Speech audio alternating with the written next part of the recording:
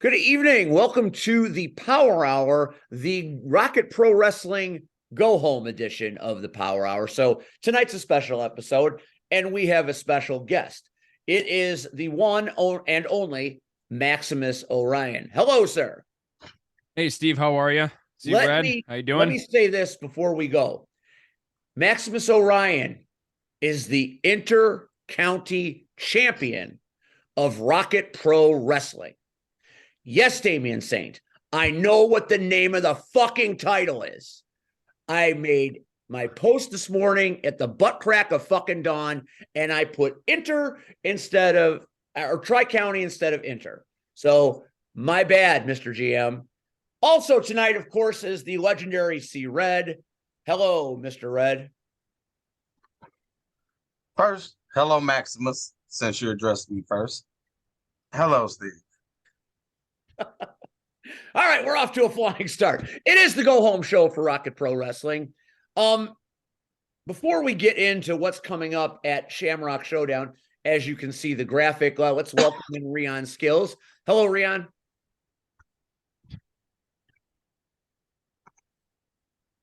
Rion.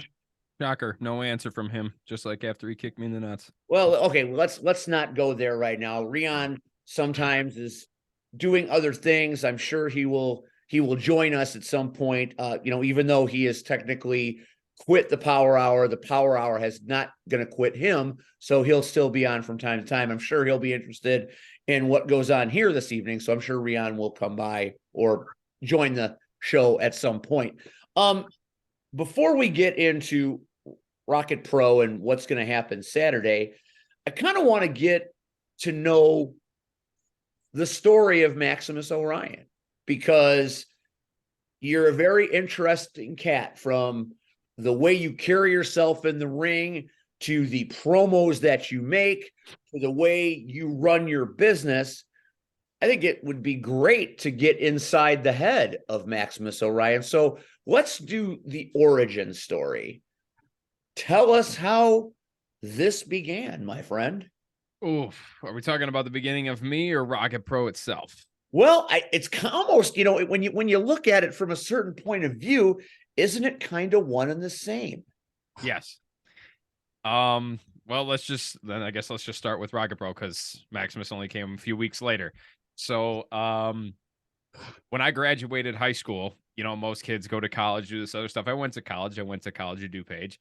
But my dad goes, well, my dad bought me a graduation present, and I'm going to get you one. He goes, what do you want? And I'm like, well, I could say a car. I could say this. I could say that. But I was like, yeah, can we get a wrestling ring for the backyard, because you got rid of my trampoline a year ago? So he goes, okay, look it up. So I went to Monster Rings and Cages and found an 18 by 18. And it was about $450, or, $4,500. And he said, okay, go ahead and order it. And we did. And 2 months in, we got a call from them, and they go, hey, your ring's almost done, but we had a customer buy a 20 by 20, and we haven't been able to contact them for a couple of months.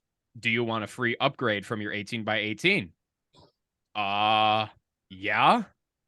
So we ended up getting that. There was a huge semi truck backed into the driveway, and we unloaded it. All the neighbors came over, and they were like, what the fuck? What are you doing? So it's like, we're backing in this truck. My mom calls across the street, and the neighbor, hey, can you come unload this thing? And what is it? It's a wrestling ring. What? You guys are fucking weird. So we unload the thing, and we set it up, and then we ran into the problem of, oh yeah, it rains outside. So we're like, okay, well, how do we cover this up? And we tried tarps. We tried putting a piece of wood down the middle so that the rain would kind of, run off and everything. And that didn't work. The ropes ended up being a second clothesline for my mother outside. The birds love to shit all over the thing, so that was fun to try to dodge those when you're rolling around in there. And then we even tried to put that Flex Seal on a tarp, the paint stuff. That's how I know it doesn't work, because it went right through. So My dad goes, you know what? It's been 2 years with this thing in my fucking yard. I can't mow the lawn properly. We need to get it out of here. And at that time, you know, the other company had been done for a while at St. Joe's. And he goes, well, since we're parishioners, let me go ask Father if we can store it there. I'm like, okay, but then I have to go there if I want to use it. He goes, fuck it. Let's just start a wrestling company. And I went, okay. Damn. And then it took us about a month to he came up with the name Rocket Pro. And then, you know, Kevin, we've known Kevin since I worked at Menards. My dad's there every morning at 4 a.m. whenever they open. He'd go in there, and when Kevin was the GM there, they would talk wrestling every day. Oh, did you see this on Raw? Did you see this on SmackDown, WrestleMania, blah, blah, blah. And then I started working there, and Kevin and I talked about that. So we developed that relationship. We went to a couple SmackDowns and stuff together. And they go, hey, we're like, we want to start this thing. Do you even know anybody that would be willing to do this? He goes, oh, yeah, I know a bunch of guys from when I trained with He Who Shall Not Be Named and Gordon. So I'm like, okay. And I know that Red was one of the guys he was hit up first for that first show. You were on there. This other guy that's in here was on there. There was a bunch of guys, Aaron Stone, No Coast, all of them. They all started. And Kevin goes, all right, well, you're going to make your debut, obviously. He goes, what's going to be your name? And he goes, it could be your real name, but that's kind of fucking stupid. And I'm like, all right, you're right. It's not really going to go over well. Not a lot of famous wrestlers named Will. So, you know, but he goes, well, just think of something. And I went, okay, shit, it's got to be cool. It can't be dorky. I don't want a middle name like the Hitman or something like that. So I'm like, okay. And then one day I'm playing Call of Duty Black Ops 4 Zombies, and there's this gun on there that's the secret gun that's called the Death of Orion. And I went, Orion, huh? And then I was like, shit, isn't that a constellation? I could look that up. Orion's belt. And I'm like, okay, I'll go with that. Now I need a first name. And then I looked up like, you know, Roman kind of names, stuff like that. And Maximus was on there. And I was like, Maximus Orion. Okay, I can go with that. And then Kevin goes, all right, well, then what's your song going to be? And then I went, shit. So much stuff I have to go through in order to do this. And then, of course, me being the Charmed fan that I am, I was like, all right, I want to go with the theme song. And then I'm like, but I don't want to, if I'm going to be a heel, I don't want to start out with a good song. Plus I'm going to suck. So I don't want to start out with a good song. So I found it's, you know, an off-brand version of it.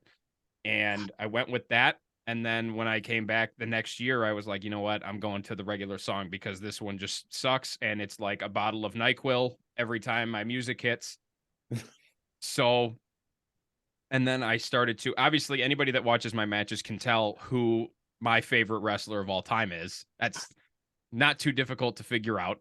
I think Nia Jax is a bit difficult to be your favorite performer of all time, but you know, to each his own. Does he got, he's got the Undertaker down there. Ah, there he is. Very nice. Yeah. Oh, I love it. Is that Paul Bear too? I didn't even know they made that pack. That's awesome. That's awesome. I love that. So I just got it today. Really?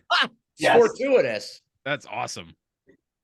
So I was like, all right, well, I'm going to style myself after that. And I really liked the UFC glove look. So I went with that. And then Christian Rose actually pulled me aside last year and he was like, all right, seriously, you're fine. But like, please get some real fucking gear, please. And I'm like, okay, it's expensive, but okay.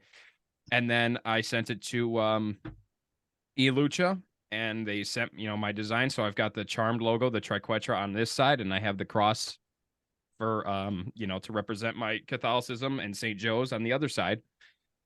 And then I was like, all right, I'm tired of wearing this stupid mask because it kept falling down every time somebody would punch me in the face and I have to readjust it. So I'm like, you know what? I'm done. I'm learning how to paint a skull on my face.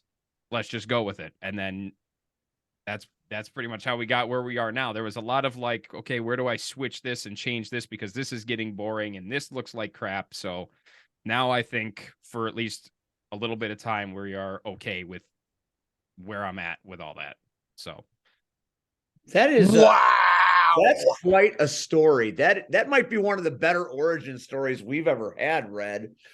I'm always interested to know, and obviously you'd mentioned who your favorite wrestler is, and I'm always interested to ask this question because I like to gauge the response. What was that moment that happened when you saw it and you realized pro wrestling was it for you? I mean, we all have that moment where we saw something that made us lifers. Red's talked about it before. I've talked about it before. What was the moment we had where we're like, this is amazing? The moment it was actually, well, it was one was kind of like, okay, yeah, this is really cool, and then one solidified it.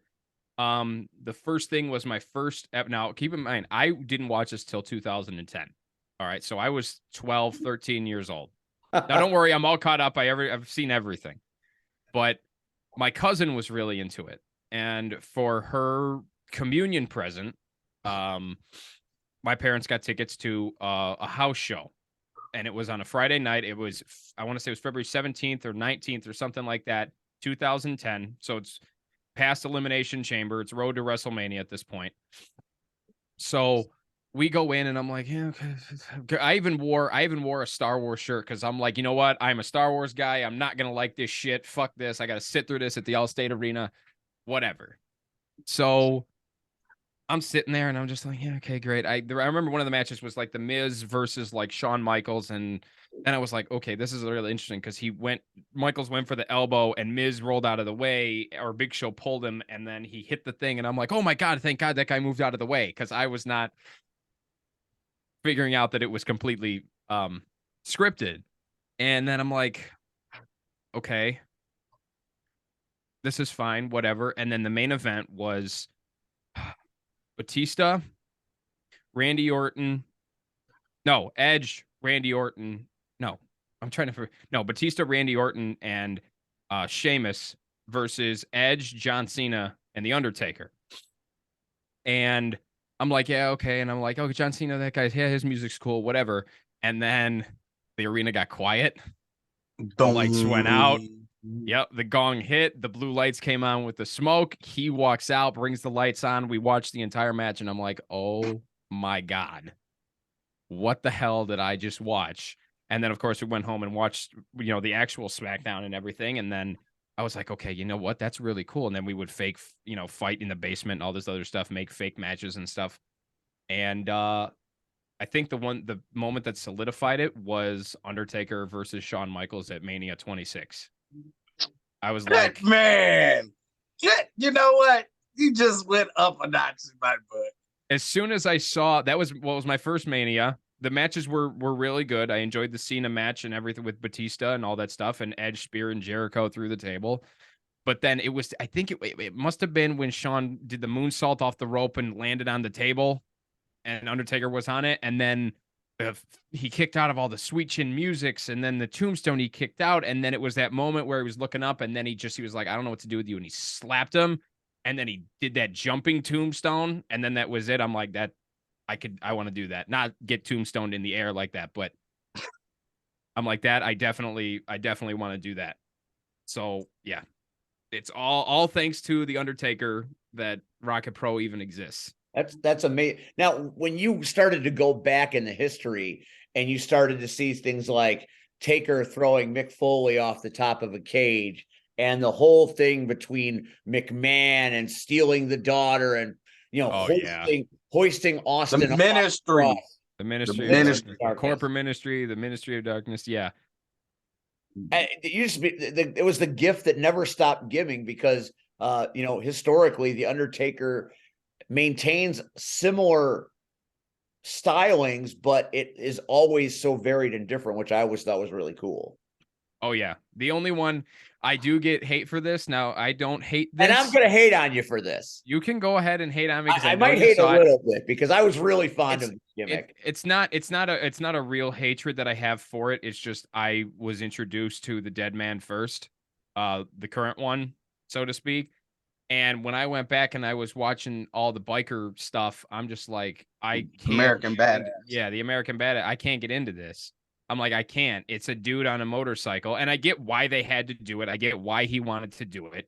that you need to change that because there was no segueing from the Ministry to the current Deadman that we have without that. He switched up his style and he started using the UFC gloves and the pants and the other, the whatever. I get that all had to happen, but then when he came out with that on Raw 30, I went, no, God, that no. was some of my favorite theater, watching you lose your shit because you were so disappointed. Well, one, they picked the worst song that he had as the American Badass. Okay, the Kid Rock one. You should have Rollin' or You're Gonna Pay should have been the ones he came out to. I would like Rollin'. He couldn't get the bike go out of neutral. So I don't know what took longer, his actual entrance that he normally does, or trying to figure out this bike that obviously he was not his. Because then there's a fan at ringside trying to show him how to start it as he's going to leave, and he couldn't get it to start. And I'm like, didn't we have this problem in 03 with the Cena match? Because I thought that was a sign here. So yeah, that was not a gimmick I was fond of at all. There was really cool moments with it. There were some parts where I'm like, that's really cool, but just the gong and the lights out and then the long entrance and the fire and everything, it's just, that's why I have the blue lights and everything at Rocket Pro, because it's the same with the hooded thing. I loved it. Yeah, I was always into capes and hoods and being a Star Wars fan, Jedi robes and stuff like that. So, how big a fan were you of the pandemic theatrical based match between Taker and AJ Styles? I from a cinematic point of view, I really enjoyed it. I thought that him and AJ did like really, really well with that. And the Gallows and Anderson being in there, and how he, even though he was a biker, because he said he was all three. He was the American Badass, Mark Calloway, and the Undertaker, and the Deadman. So the way he showed up behind him to end it, and then he rolled his eyes in the back of his head, and then he put AJ in there and everything, I was like, okay, that's fine, because I know why they did it, because it's off-site, and you got to give the fans something to look forward to with this. But I do think the pandemic totally screwed us out of seeing what would have been a great final in-ring match for him, because AJ would have, I hate to use the word, would have been, phenomenal as a last opponent to carry him, which he needed at that point, the Goldberg match. So, I just think it would have been a great, because he's the closest to Shawn that he could get, for a final match. And I'm just like, that was good cinematic, but what would that have looked like in ring? That's quality point to make. And I love listening to you talk about the Taker, because you can feel how much it means to you, and I think that's important, especially because where you came from in wrestling. Red, Oh, yeah. I've been mandering on. What do you got? I ain't got. No.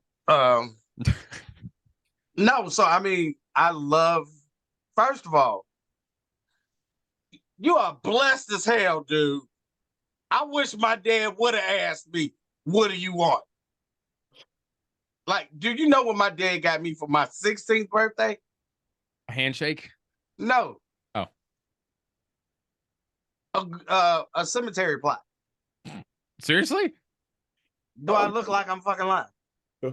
You know what? That's actually, that's not, you don't got to worry about it now. I don't have to worry about it, but what kid wants a damn cemetery plot? Yeah, it's cool. What'd you get?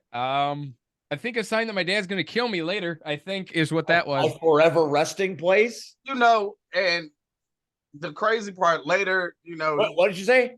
He tried, whatever, Steve. He tried to give me a car, and the guy that he was buying the car from, he worked with, the guy was bringing the car over, but stopped and had some drinks. And of course, he wrecked the fucking Trans Am. It was black and gold. I'll never forget. I was pissed. What year was it? Shit. This was in the 80s, so it was like that Burt Reynolds type. Oh, the Smokey and the Bandit one? Shit. Yeah. So that's the car that Bill Shelley should be driving around in on the daily. So I was pissed as hell. So I wish my dad would have said, get whatever you want, and you want a wrestling ring? Fucking go ahead, order. Shit. What kind of life? What am I doing? That was my mother's reaction. Go ahead, order it. Shit, what? That's very Shelley. Hey, On Very what tough. card are we spending this money? And that would have been the first. Anyway, so God. Woo, Hey, at least kiss your dad got kiss you an your Undertaker daddy themed present though. every day. Kiss your daddy every day. Cause shit. Daddy, where are you? Anyway, but like Steve said, I hear your passion for the Undertaker, and I get it. My favorite two out of the WWF, WWE has always been Undertaker. Well, Shawn Michaels first. HBK always comes first, and then Undertaker. And it was something about him, just the way he was introduced and the whole mystique and the way he kept evolving and he went from really not saying shit, and then he had Paul. First he had Brother Love, and then that went to Paul Bearer. It was just like, oh, okay, this is just crazy. He didn't talk, and now he talks, and it was like, oh wow. Mark Calloway to me epitomizes, and we'll never see it again. I don't give a damn what anybody else says. Ever. We all wrestle, we all have our character, but this dude lived it. When you can see in countless interviews, he says he didn't sign autographs when he was heel, and it was like, okay, well, that's what you're supposed not to do. You ain't supposed to sign autographs, but now, hell, shit, you get put a pen in my hand, I'm signing shit. I'm sorry. Yeah. The guy's just all of that. And he is the GOAT. He ain't Hands the GOAT. down. Shawn Michaels is the GOAT. Oh, mistaken. Shawn Michaels. And Okay. we will fight. We will fight literally about that shit. Are we gonna have a Russell situation? You don't. Hey, first of all, I've got Shawn Michaels tattoo, so you don't want to fuck.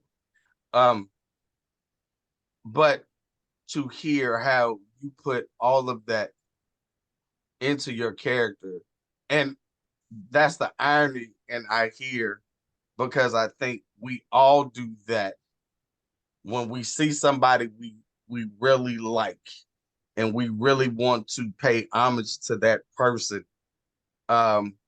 Again,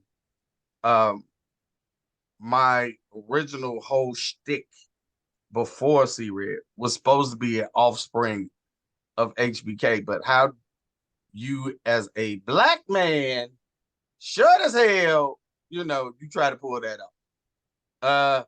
Didn't work so well. So I went to a different route.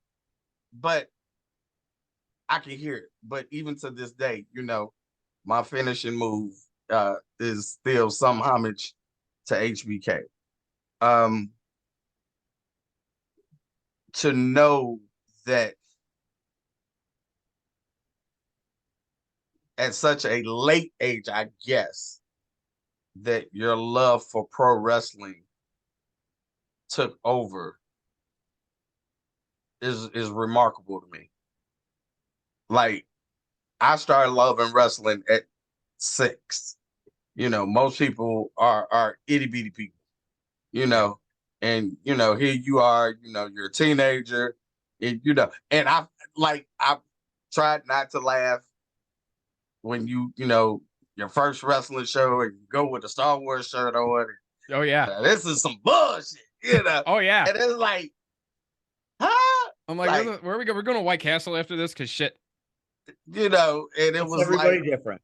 But to know that that's where, like, as soon as you heard the gong, and like, it almost gives me goosebumps, because it's like, damn, that man affected you that much that, like, you went in like, I want to do this shit. Like, I'm gonna take a nap. All right, don't. Oh shit, who is this? All right, I like this guy.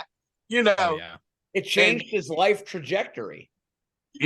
So, and to know all of that swirled into getting the ring, and now we need to find somewhere to get the ring.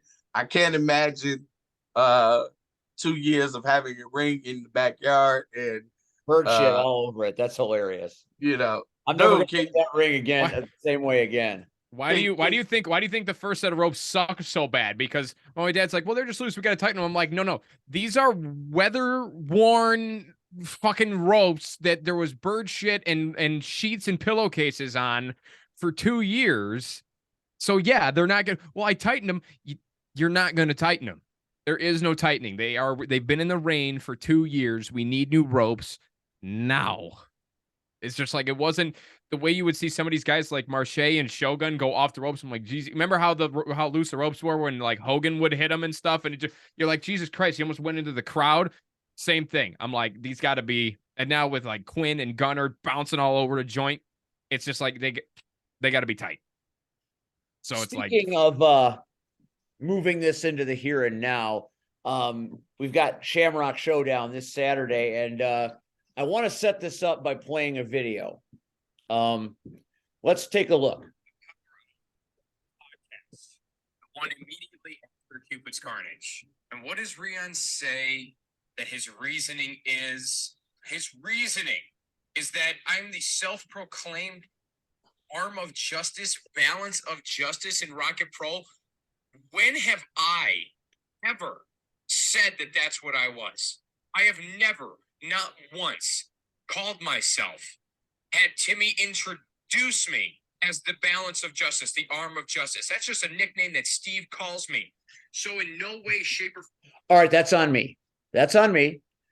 I always take pride in the nicknames that I give out, and never has there been one that has caused so much chaos than this one. So listen, it just seemed like you always came in to do the right thing, hence the balance of justice. So I owe you an apology. I will come up with a new shtick. Good job, Steve.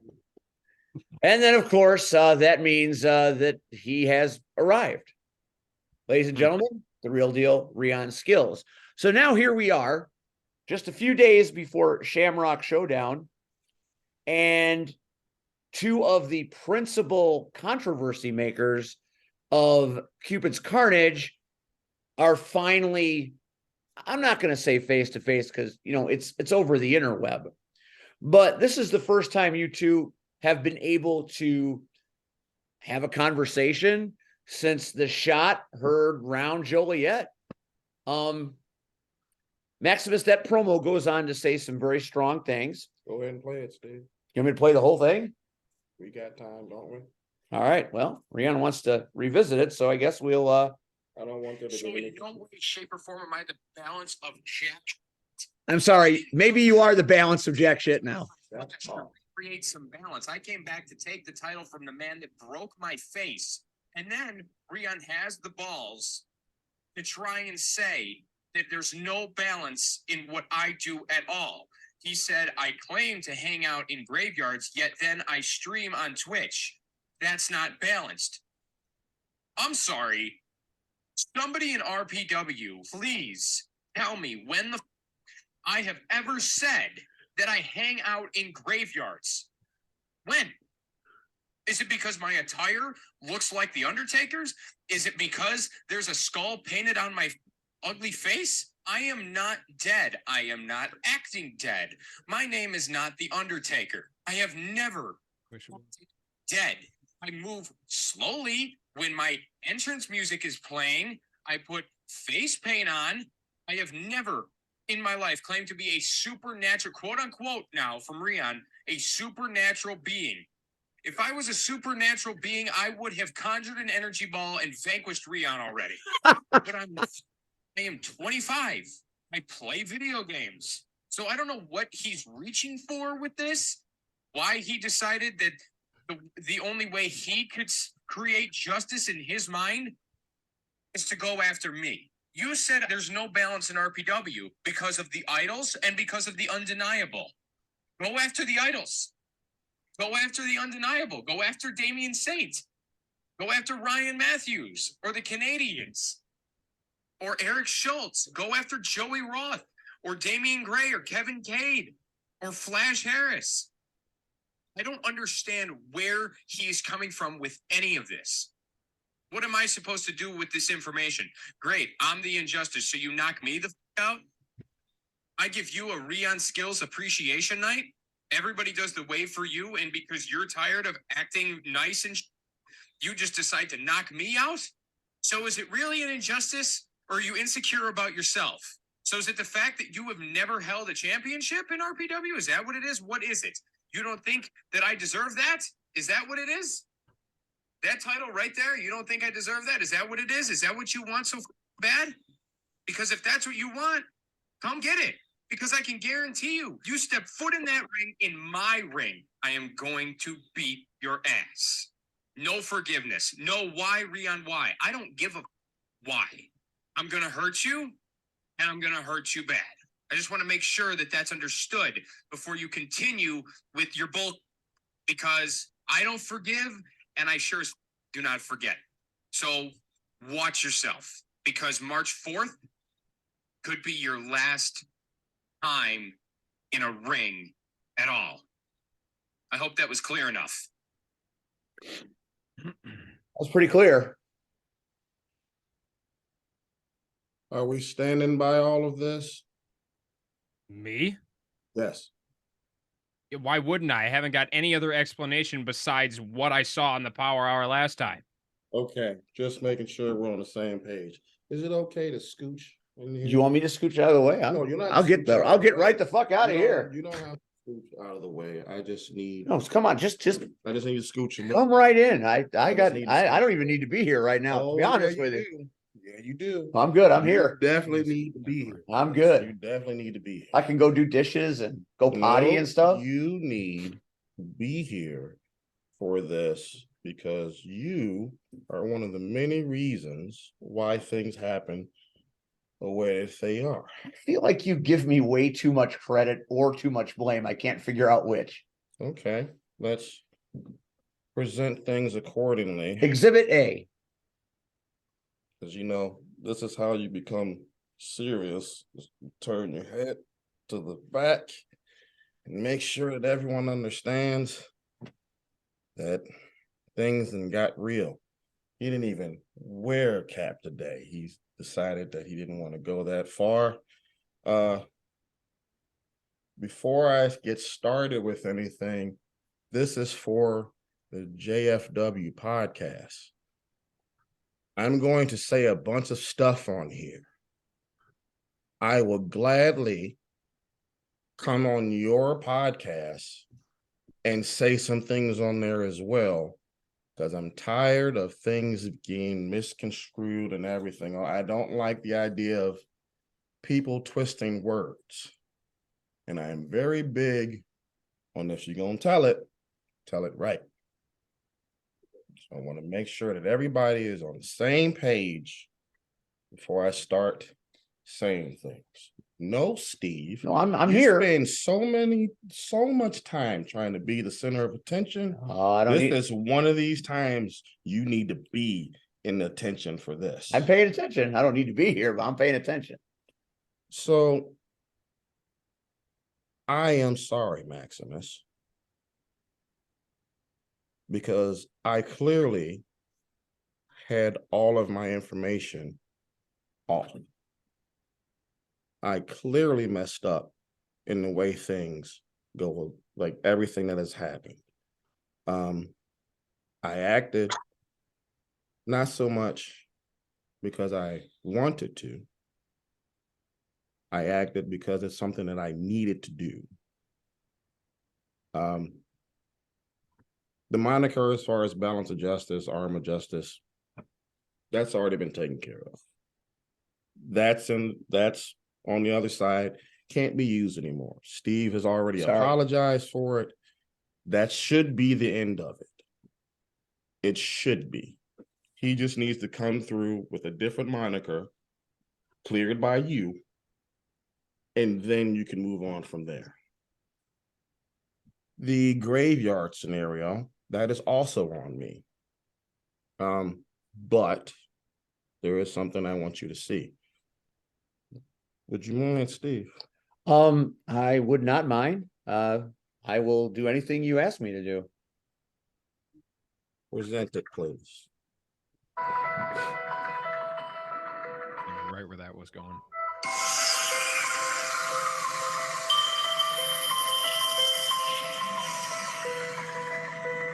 You want to tell the people what that is, Steve?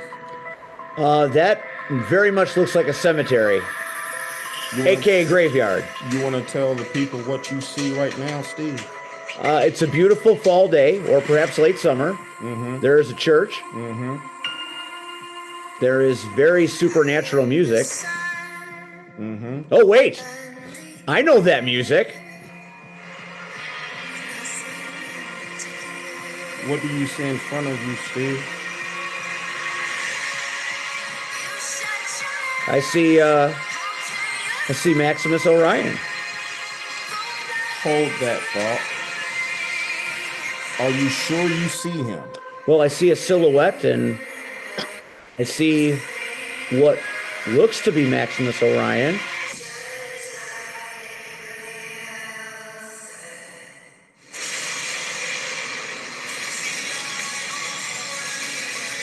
Are you sure that you saw that? Well, I mean, I never got his face. I never saw his face, but it certainly looked like him. I just want to make sure that we're on the same page with this. So I remember that promo very fondly. Because of that, because of things that I saw on the internet, because the internet tells no lies. What? Shut up. I am sorry for not having my facts straight.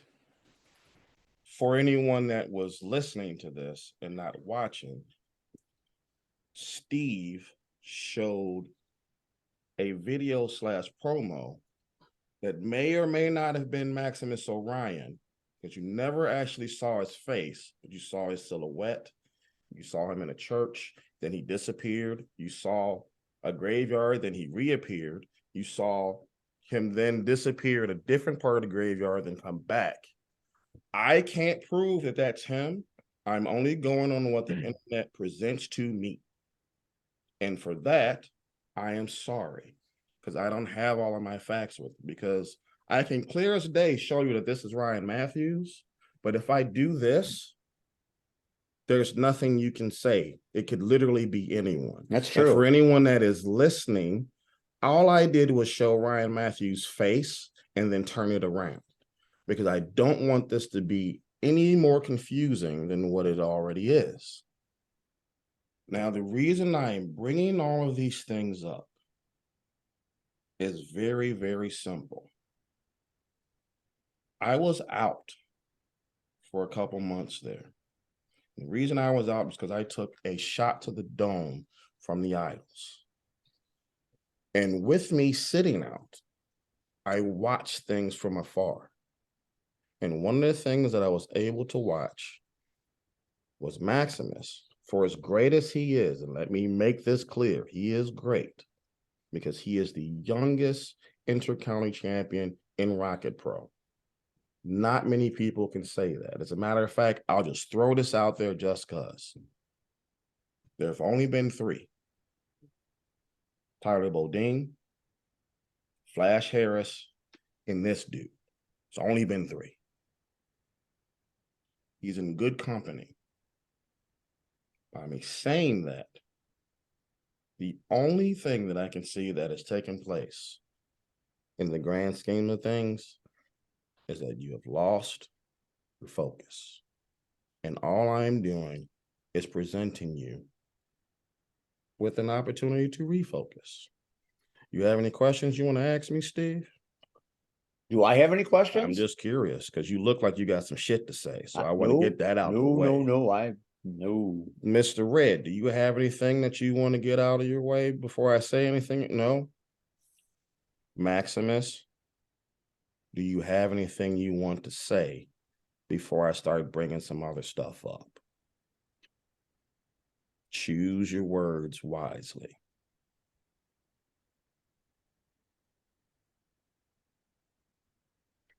The only thing that I'm going to say about any of that, because it's the only thing that will not dig me into a deeper hole, is that promo at St. James at Sagbridge Parish in the cemetery was never released on the internet as a promo.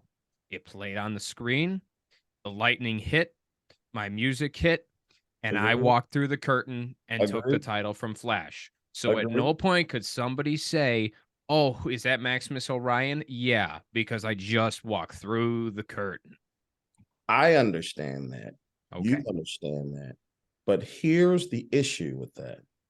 If you are so pissed off with me, you don't have to explain shit to me.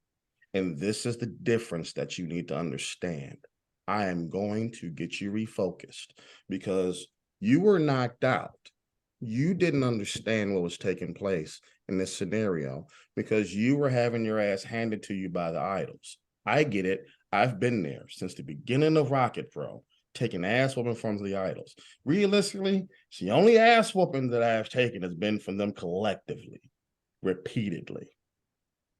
Keep that in mind for what I'm going to say.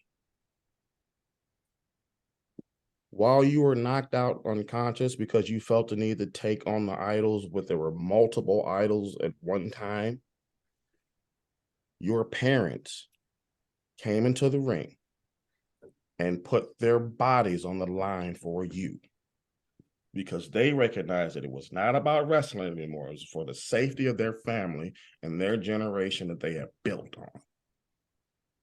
And they were put in a position to make a ridiculous choice without any gain whatsoever in setting up that 5-on-5 between the idols and Team Rocket Pro.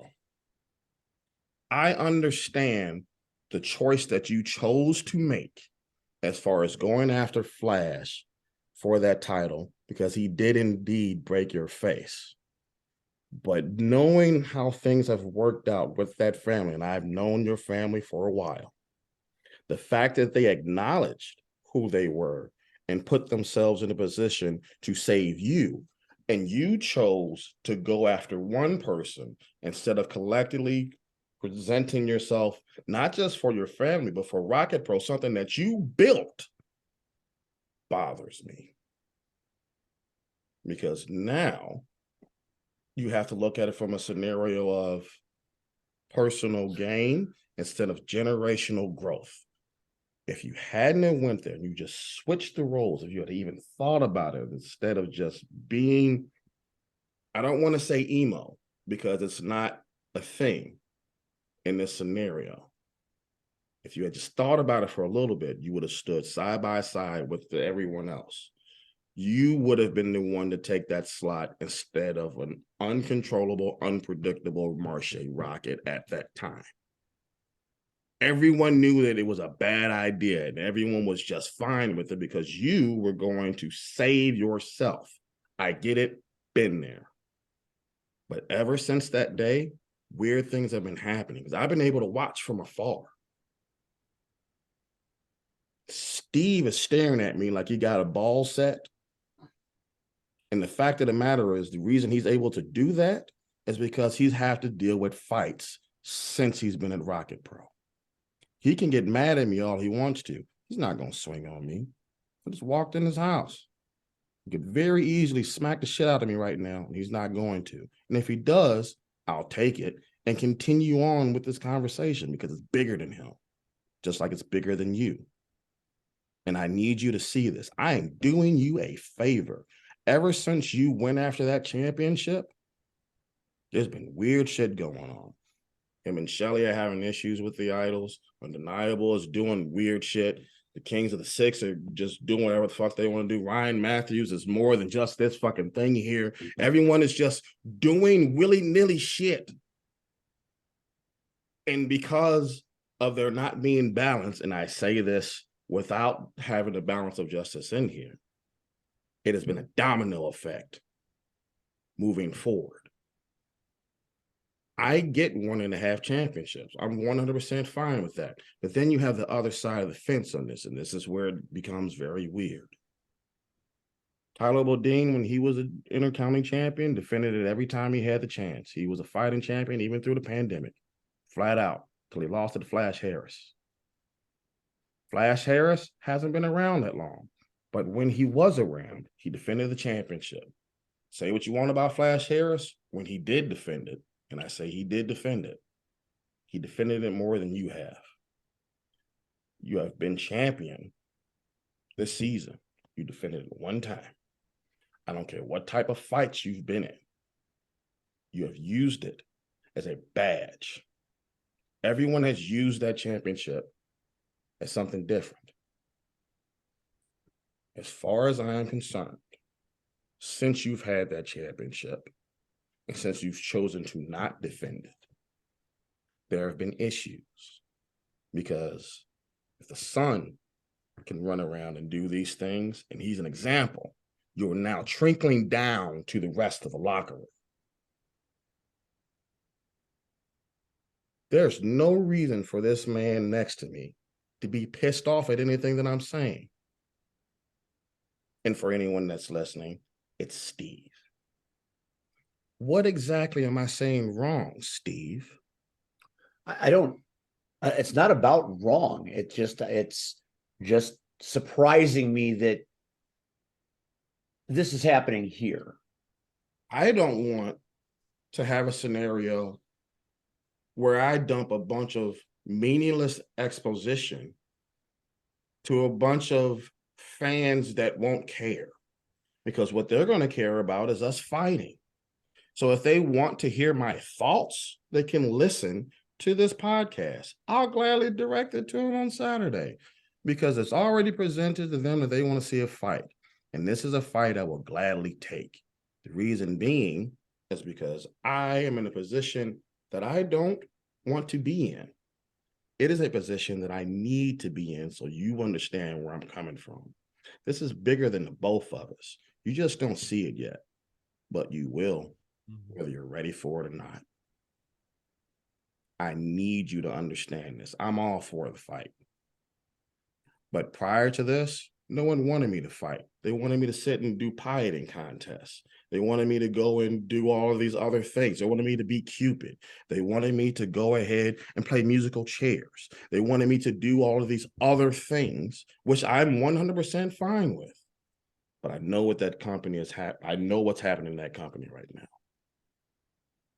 I don't want you to get in a position where it is literally uprooted and there's nothing you can do about it. Because I've been down that road. Actually, all three of us have been down that road. Isn't that right, C-Red and Steve? Haven't we seen companies that have been at a top margin and then turn around and someone else gets control? Next thing you know, things go downhill really fast. Been down that road. And in case anyone's listening and they don't understand what's happening, they shaking their heads yes, because they know that I'm telling the fucking truth. Can't argue with that. There is a reason why they call me the real deal, and it's not because of my wrestling. It's just so happened that I'm able to tell the truth. And because of that, I'm willing to put myself on a cross, so to speak, and be that guy. I'm willing to do what I need to make sure that you understand what you have to do, something you're going to have to do. And that means we got to continue to fight until you see it. We can start on Saturday. Am I allowed to rebut now? You are more than welcome to rebut.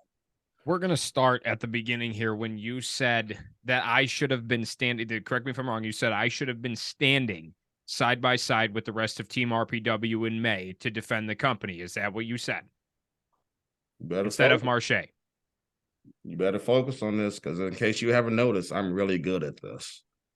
So go ahead. Is that what you said? Yes, sir. I was not medically cleared until the last week of June. How was I supposed to stand with Team RPW on May 5th, 6th, 7th, whatever, when I wasn't medically cleared until the end of June to fight? Counterpoint. Concussion. No. Bloody eye. Hearing issue. shoulder pull, torn ligament, pulled groin, acute lower back and hip sprain, knee issues, ankle issues. Never said it until here. That's what wrestling is. We can talk about it, but it's just a matter of how much you want it. I get it, 100%. But not all of us have the luxury of just having a company just drop in our lap. Some of us have to go out there and work for it. And the reason why I say that is because the scenario that I've been in repeatedly has forced me to fight for it. I don't want you to be the guy that someone says, oh, it's just his parents' company. Well, it's not. That's a lie right there. I know. This is the point I'm trying to make. I want you to understand what I see. I want you to prove me wrong. I'm totally fine with being the guy that's wrong, but I'm not wrong often. Please continue with your rebuttals. The fact that I was watching when Team RPW lost, and yes, I will agree that there has been shit going on with Saints. Not it's the Idols, sort of, but now it's mostly Saints. And how he got in there, how he shimmied his way in there, I will never understand. Am I supposed to come back in September and take all the Idols down by myself? Or do I start with one of their second best guy that they have? No way was I going to be able to take out Gunner Brave. So I went after the guy that broke my face. I took his title away from him, and that started the downfall of them because they are one title short. Then Gunner realized his bullshit after I took the title from Flash, and he left the Idols as well. So now the Outer Limits title and the Inter-County title are away from the Idols. They have yet to capture the RPW title. So now the only titles they have left are the tag team titles, which in my opinion, the Coyotes are on their way from taking from those two schmucks right now. And so I want to know what the final levels out there. Right now we well, if we can even trust Marche now, but I'm trying to, there's stuff going on, but I'm trying to figure out how it's my fault that the company is in the state that it's in. If Shogun, Grin, Marche, and Rose and Stone couldn't do it, all of those men, way fucking better than me, couldn't take down the Idols. How am I supposed to be the one that mattered on that team? You have something you want to say, Steve? I have plenty to say. Listen, I know you have plenty to say here, and you say everything you need to say, but you can't take it back. Do I look like I'm trying to take shit back, Steve? I want everyone to understand where my head is. I think I know where you're going with this, and I don't think you should go there, but that's just me. I'm going to say one more, and then I'm going to let Rion talk. The reason that I am pissed and looking to kick your ass is not because of the accusations of the graveyard and the supernatural stuff. I get that. Okay. That's whatever. We're done with that. It's all that. I don't care. The supernatural stuff comes from Charmed, and then the other stuff from the Undertaker. It's whatever. That's done. We have Rion Skills Appreciation Night. You couldn't have just pulled me aside and been like, you need to do this and do that, and here's what I think, and blah, blah, blah. But you were doing the Rion thing, couldn't wait until after. No, we have to kick me in the nuts, strangle me, and then knock me out with your fucking watch. What is that? What does that do for you? Hold that. I'm sorry. According to the rules of this podcast, I have to go ahead and put a timeout. You have 2 timeouts left because that's how it works. I have something I have to. I was not aware of the Steve real quick. To me? Yeah. I haven't said anything. Yeah, except this thing here. Can't take it back, Steve. Let me go ahead and say this thing. Are you sure you want to say this thing? You don't even know what the fuck I'm going to say. I have a pretty good idea what you're going to say. Let's see if we go down that path. So, as far as the Team RPW is concerned, and your situation with Flash Harris is concerned, as far as I'm concerned, they're one and the same, because it only takes one motion from a domino to get everything falling. Doesn't matter where it's falling, it only takes one. The same way that you're able to say that you're presenting the idols in a scenario to where they're starting to crumble, is the same way that they got power. It only takes one. I tried to be the one for years, and I failed. But I don't have that type of time. You are 25 years old. I am presenting you with an opportunity. You can get rid of me at any time, and we both know this. But you won't. And the reason being is because you wanted to kick my ass. I'm fine with that fight. My whole thing, as I presented this to everyone around me, it is bigger than me.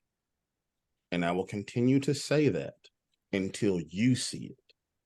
I don't want you to see things from a glass eye to where you're constantly able to make excuses for things. I am coming to you as a man. I am coming to you and telling you, wake the fuck up. I am going to come to you in the nicest way possible and prepare for a fight. You're probably like, that's confusing as fuck. You should trust me. It will make all the sense in the world on Saturday. Now, is there anything that I need to take back off of that, Steve? Did I handle that the right way, Steve? Am I good as far as being able to set up exposition, Steve?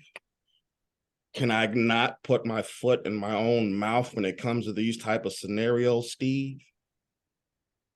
My apologies. Good. You have every right to be confused, Mr. Orion. But I want you to think about this. I want you to go back and I want you to listen to all of this. And I know that you're going to get pissed off because it seems like I'm just saying oxymorons and contradictions and everything else. Once you see me face to face, you won't worry about that.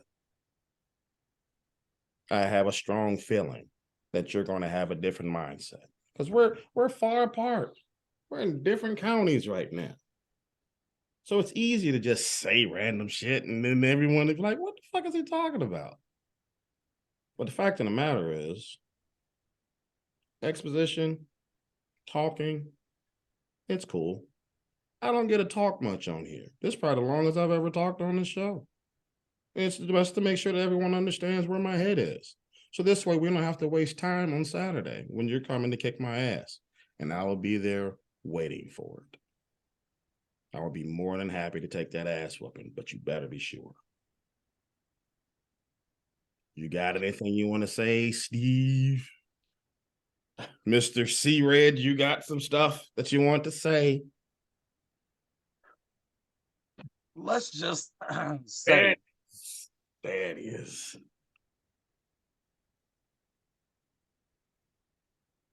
I see where you're coming from. The way you have so eloquently I said that.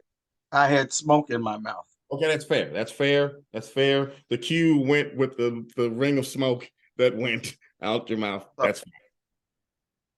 The way you have presented tonight, I get it.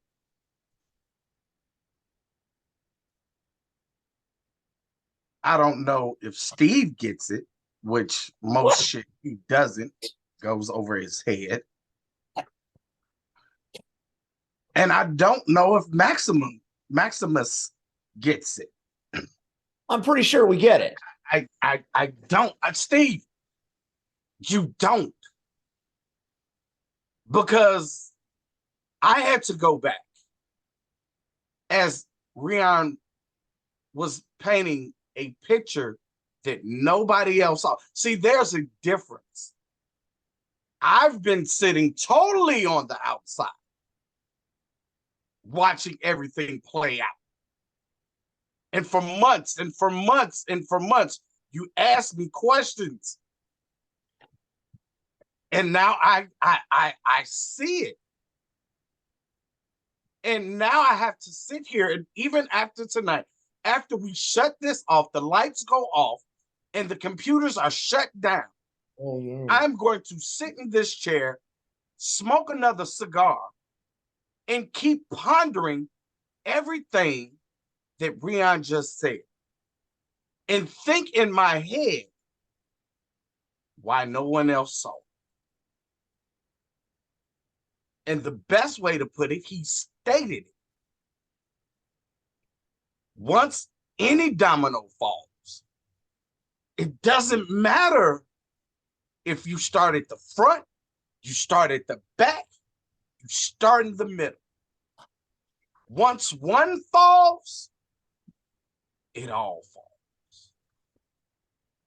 And if you can't understand what that means, and as a whole, is everything that has happened,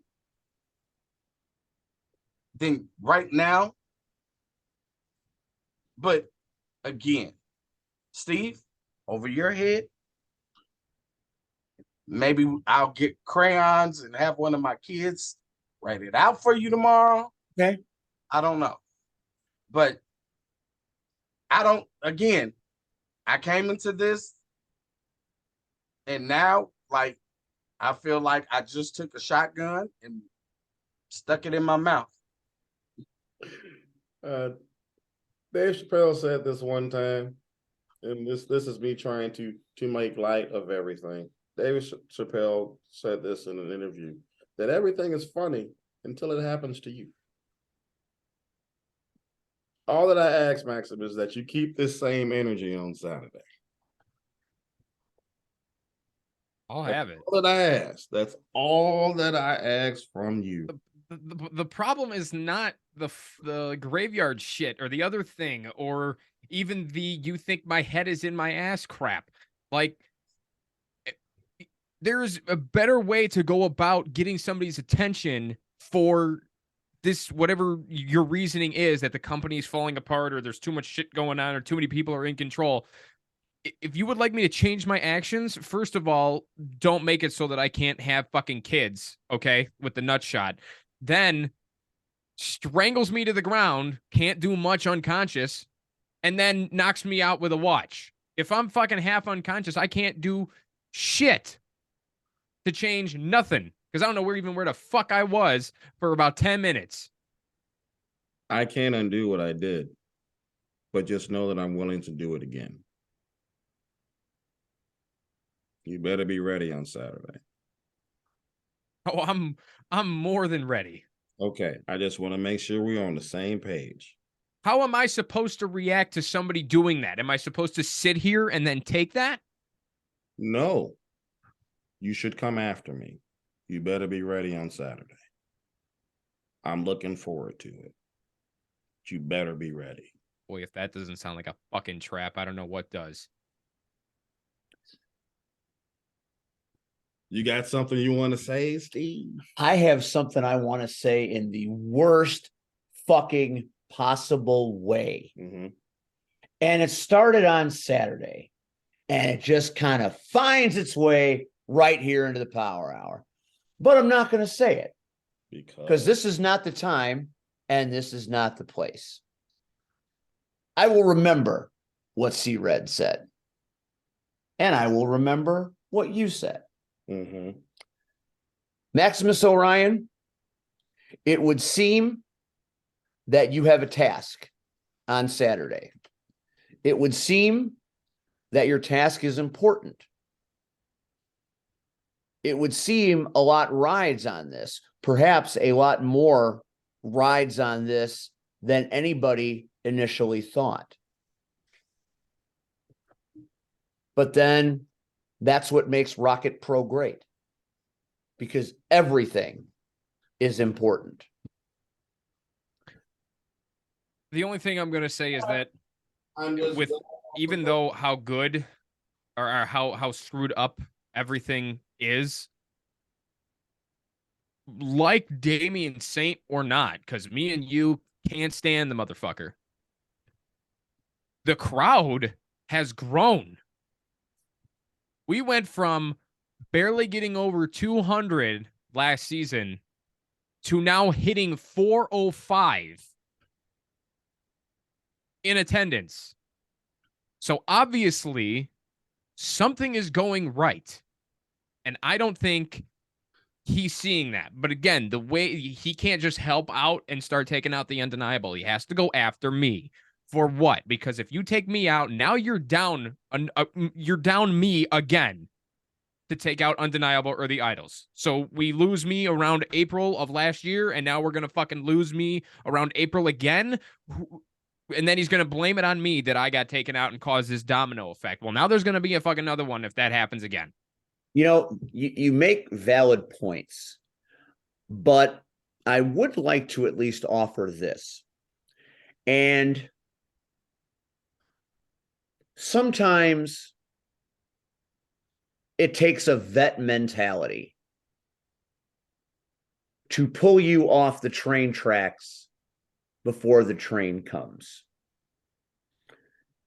I have been besieged for the last 8 years with that mentality. Sometimes it's valid, sometimes it's ego, sometimes I can't tell the difference. But I think if I read the room properly, getting hit with a Rolex watch, getting shot in the nuts, and all the trappings of what went down at Cupid's Carnage are a reflection of things to come. Perhaps preparation for bigger things. Now, I don't know exactly what that means. Many people love to say, I'm just a commentator, and that's all I am, I guess. But it seems to me that there is something afoot. And maybe, just maybe, you are more the arm of justice than you think you are. Maybe I wasn't so wrong. I'll come up with a new nickname. But if there is trouble a brewing, somebody needs to take a stand. Is Rion crazy? Is he a force of paradox? Maybe. Or maybe he sees something that I don't. Red said it went over my head. Maybe it did.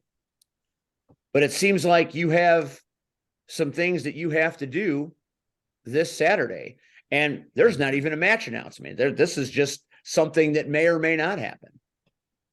All I'm going to say is that Damian Saint better have security or whatever ready, because if it goes too far, I ain't going to stop it, and ain't nobody stopping me. That's fair. Let me point out one more small thing. We are starting to revere the general manager in very, very unhealthy ways. There are a lot of people that come to these shows. There are a lot of improvements at Rocket Pro.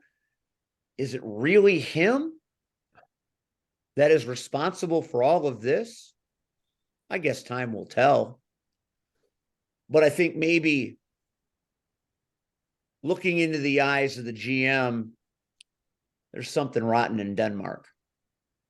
But that's a story for another time.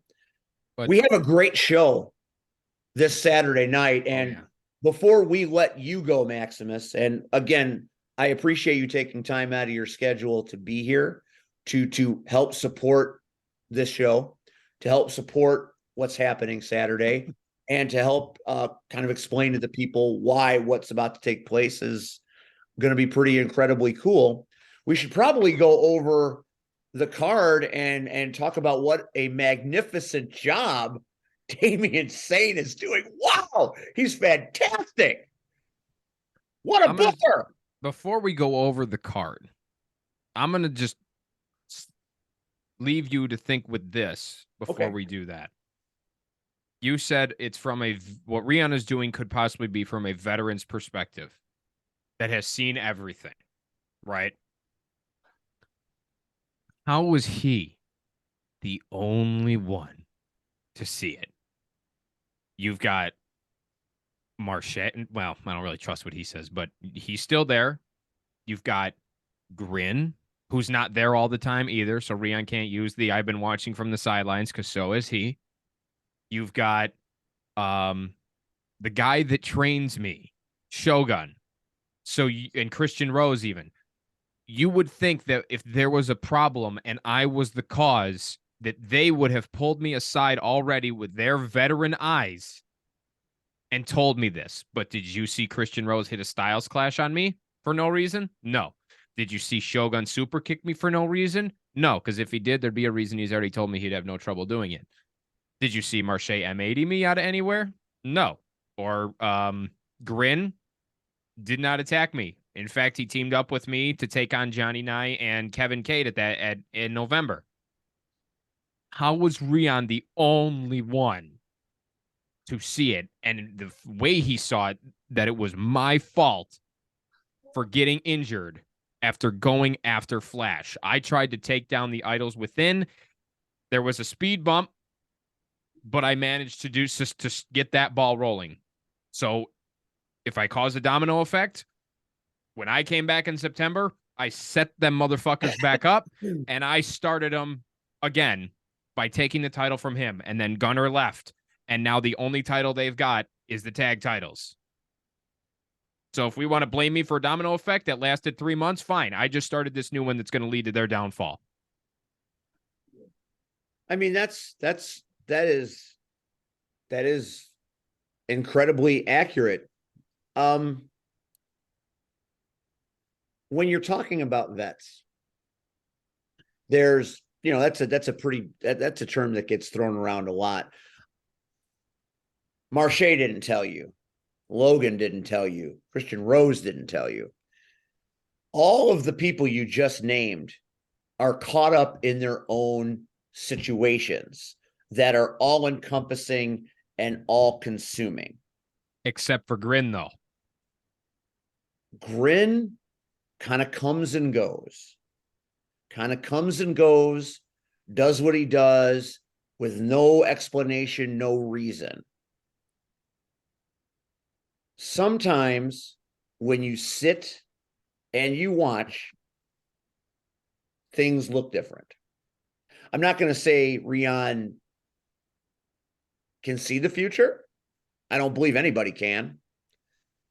But he has certainly given us food for thought. Maybe there are bigger stakes than any of us realize. Nobody hates the idols more than I do. And they are going to push me to a point where bad things are going to happen. And I'm okay with it. You and my mother both. I'm going to talk about that in a minute. But here's the thing. We have all gone down the rabbit hole. There is a game afoot that some people aren't going to come back from. And I think maybe Rion has channeled that to a certain extent. I don't know entirely what he means, but maybe your challenge isn't Saturday. Maybe your challenge is yet to come. But that's possible. just me. I'm just a commentator. What do I know? It goes over my head. Right, Red? It does. Right. So let's talk about this card because it's an amazing card. Damian Saint, the god of Rocket Pro, has put together a hell of a card. It's very entertaining. I mean, Turtle Power. Hot Rod Daddy Andy and the Turtle, a tag team. I love it. I'd pay money to see that. And they're going to take on the idols. And to see Andy and the Turtle whip ass on the idols, that's easy money for me. So what do we think? Who's coming out on the other side of that match? Hot Rad better have them Dunkaroos this time, though. I was like, what the hell? I'm just worried that his Power Glove is still in the shop. Red, who do you think is going to win that match? Do you think it's going to be another idol victory, or do you think Team Turtle Power is going to become something special. That's the idols. Over my head again. Maximus, what do you think? Do you want to see Turtle Power become something big, or do you think the idols are going to shit can something else? They are. I definitely want to see Turtle Power be that is going to be probably the biggest pop of the night is when they walk through the curtain, because last time I thought that there was a WWE superstar walk through the curtain to Turtles music. I swear to God, because I was over by the concessions. Don't say that. Turtle's got a big enough head as it is. I'm never going to hear that statement. Oh yeah, it's very big. But no, he walked through the curtain and the crowd just roared, and I was like, who the fuck? And I turned around with the hot dog in my mouth, and then I'm like, oh, Turtle? Wait, what? So he is just with the fans just right to the top. Yeah, thank God Damian Saint made that character and has made that guy something special, because he did that. He certainly didn't do it himself. That's right. Isn't that what we're saying? Anyway, we'll move on. I'm gonna have to go with Turtle and Hot Rod on that one. Christian Rose, not only does he have a seminar Friday evening that I'm going to attend because I want to get better at my job, and I think he can help me. And I think anybody that wants to get better at their job in this business should take time out Friday night and go to the Christian Rose seminar at St. Joe's Park. I think anybody can get information from a man that has been to places like Dreamwave, and it has been a champion at Rocket Pro. I think that's a guy you want to listen to. Sit under the knowledge tree, crack open a book, if you will. But he's going to finally get his hands on Buck Nasty, Bucky Collins, who's made his life a living hell for this last several months. What do we think? I'll let Red go first on this one. Do you think Buck Nasty gets over on Christian Rose, or do you think Christian Rose does what Christian Rose does best? You've just stated that Bucky has gotten over on Christian Rose for the past few months. Do you think this time is going to be any different? I do. He's got to come at the man face to face, not come through the crowd wearing a hood. But do you think he doesn't have a plan for that, Steve? Well, he may have a plan, but old iron's always in the holster. Bucky. I'm sorry, Big Iron, before Damian Saint corrects me again. What did you just call it? I called it Old Iron. He's old evil. Old evil Christian Rose. Big Iron. Big Iron. Yeah, before you get this long 40-page email. Not a vet. Goes over my head. I get it. Go. I'm actually looking at the card right now, and I think, if I'm not mistaken, the only other Coyote present is Damian Deschain, because Berna is out, and I don't think. Yeah, no, I don't see Connor either. There is no Heartbreak Coyote. There's no Heartbreak Coyote. Psychotic Coyote. Right. So you only have the was it the technical Coyote? Technical right? Coyote, who's going to have his hands full with another idol, the king of the milk toast, Johnny Nye. So I'm gonna have to. I don't know. I want to say that Christian Rose is going to be able to get one over on Bucky Collins, because now it's a one-on-one match. Like you said, he has to meet him face to face, not hit him from behind, coming from the crowd. But if he's got something up his sleeve and Deschain has been taken out, there's no Coyotes for backup. Do I think Christian Rose needs backup? No. But if he's got something up his sleeve, or there's a weapon involved, there is no damn Coyotes in the back to come out and help him whatsoever. So I'm going to say Christian Rose, just because he's helped train me and he's an awesome guy and he's really good at reading. But he's got quite the vocabulary. Yeah. Many a book. Yeah. Oh, definitely. Encyclopedias. I'm going to bring some books Friday in tribute. Oh, good. I'll be there. So I want to say Christian Rose, but I don't trust Bucky at all not to have some shit up his sleeve. So we'll have to see on that one. I think, you're worrying a little bit unnecessarily, because there's no planet and there's no scenario in which Johnny Nye beats Damian Deschain. I'm not worried about Johnny Nye not beating Damian Deschain. It's the fact that, okay, Deschain beats Nye. Guess who's at ringside? The idols, Roxy, right. and Joe, ever the plague. Well, not even just them. If they bring the other ones out to make sure that, okay, well, maybe Damian goes over on Johnny Nye, and that grants the Coyotes another tag team title shot at the at spring break. Well, guess what? Now here come Cade and Gray from the back to beat the shit out of Damian Deschain, and he's not going to be 100% then. That's the problem. The idols are a problem. The undeniable are a problem. There are problems aplenty. A match I'm very much looking forward to is Gunnar Brave versus Flash Harris. And I'll call him Flash Harris simply because I'm impressed by his DJ skills, and that's all. It's quite a matchup, Red. What do you think? Do you think Flash has enough in the tank to put one over on Gunnar Brave, who is riding quite the wave of popularity and success these days? If you're asking, do I think Flash? First of all, Steve, you keep believing that people are these superheroes that can never die. And guess what? Just like we saw Thanos, anybody can die at any moment. He's telling me you are It not. only takes Flash 3 Thanos. seconds. It only takes 3 seconds, Steve. So don't act like Gunner can't be pinned for 3 seconds. No, I'm not saying that he can't be pinned for 3 seconds. I'm just saying he can't be pinned by Flash Harris for 3 seconds. But you keep underestimating Flash and whatever. Not Flash underestimating Flash. Flash Harris.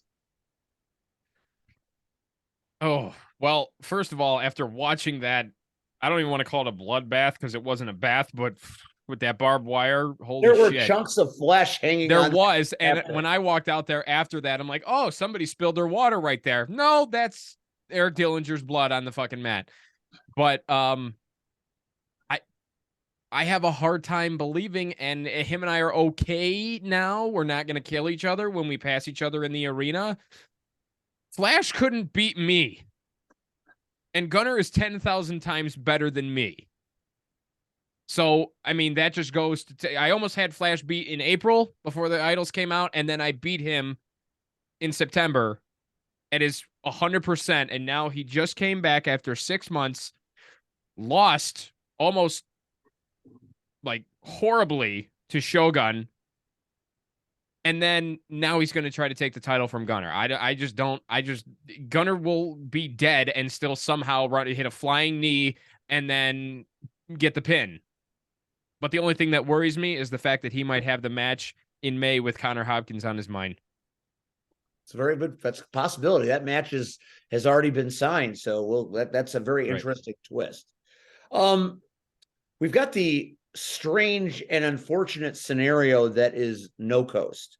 We've got Joey Blues versus Zishi Shaw, and Shaw will have Trevon Wolf in his corner, and Joey will of course have Brian Grazer and the very interesting Davison Sarai. I don't know what to make of that whole thing. It's very, very, very strange what's happening there. The disenchantment and disintegration of No Coast. I'm not sure who I have in that match. I think Blues and Shaw are pretty evenly matched, but I think the wild card is Sarai, and we've seen what she's capable of. So I think I have to give the edge to Joey Blues. What do you say, Red?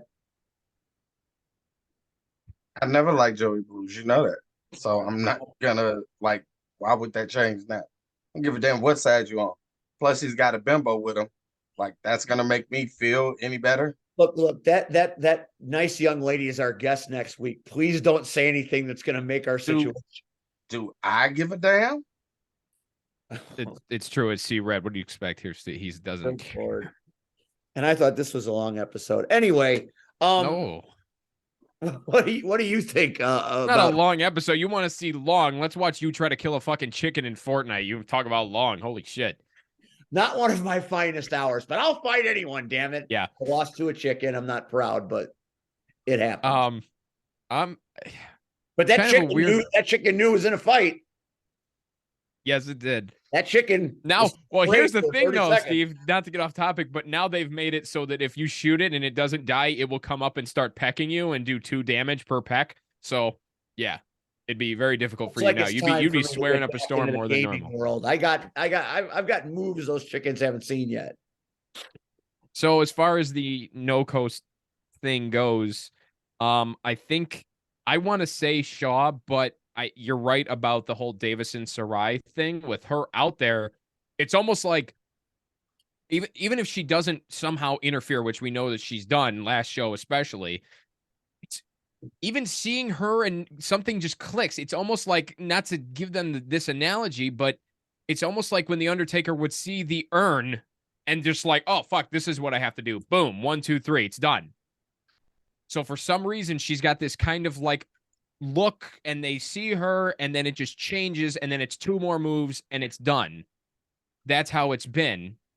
So, I mean, I really don't want to give Santino the satisfaction of another win going to no coast.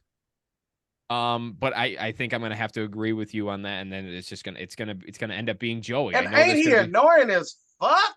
Damn. He should be Which- banned off of social media. Shit. Oh, you've been seeing that shit too, huh?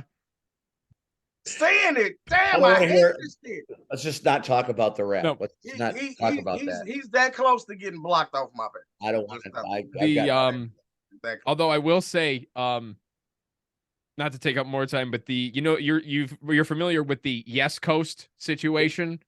Okay. So one of my friends, he's one of the former, I have a lot of students there from St. Joe's, from the school that my mom and I work at, and he's alumni from there. He's in high school now, and he goes, wait a minute, there's 2 no coasts? And I'm like, I mean, yeah, they attacked them, they broke up. And he goes, well, what the fuck am I supposed to call the other one now? Yes Coast? And I went, that's good. So he edited the Yes Coast onto their logo, changed his profile picture, and then tagged Santino and said Yes Coast for life. And then that's where that got started. Was at the show after they turned, and he was like, watch this, I'm gonna go on there and piss everybody off. And he changed his logo and everything. So I need you to find out wherever your former student is, and his ass needs a detention for a week. Yes. Yeah. Now that there's a name to our pain, we need to deal with that pain. We'll get you.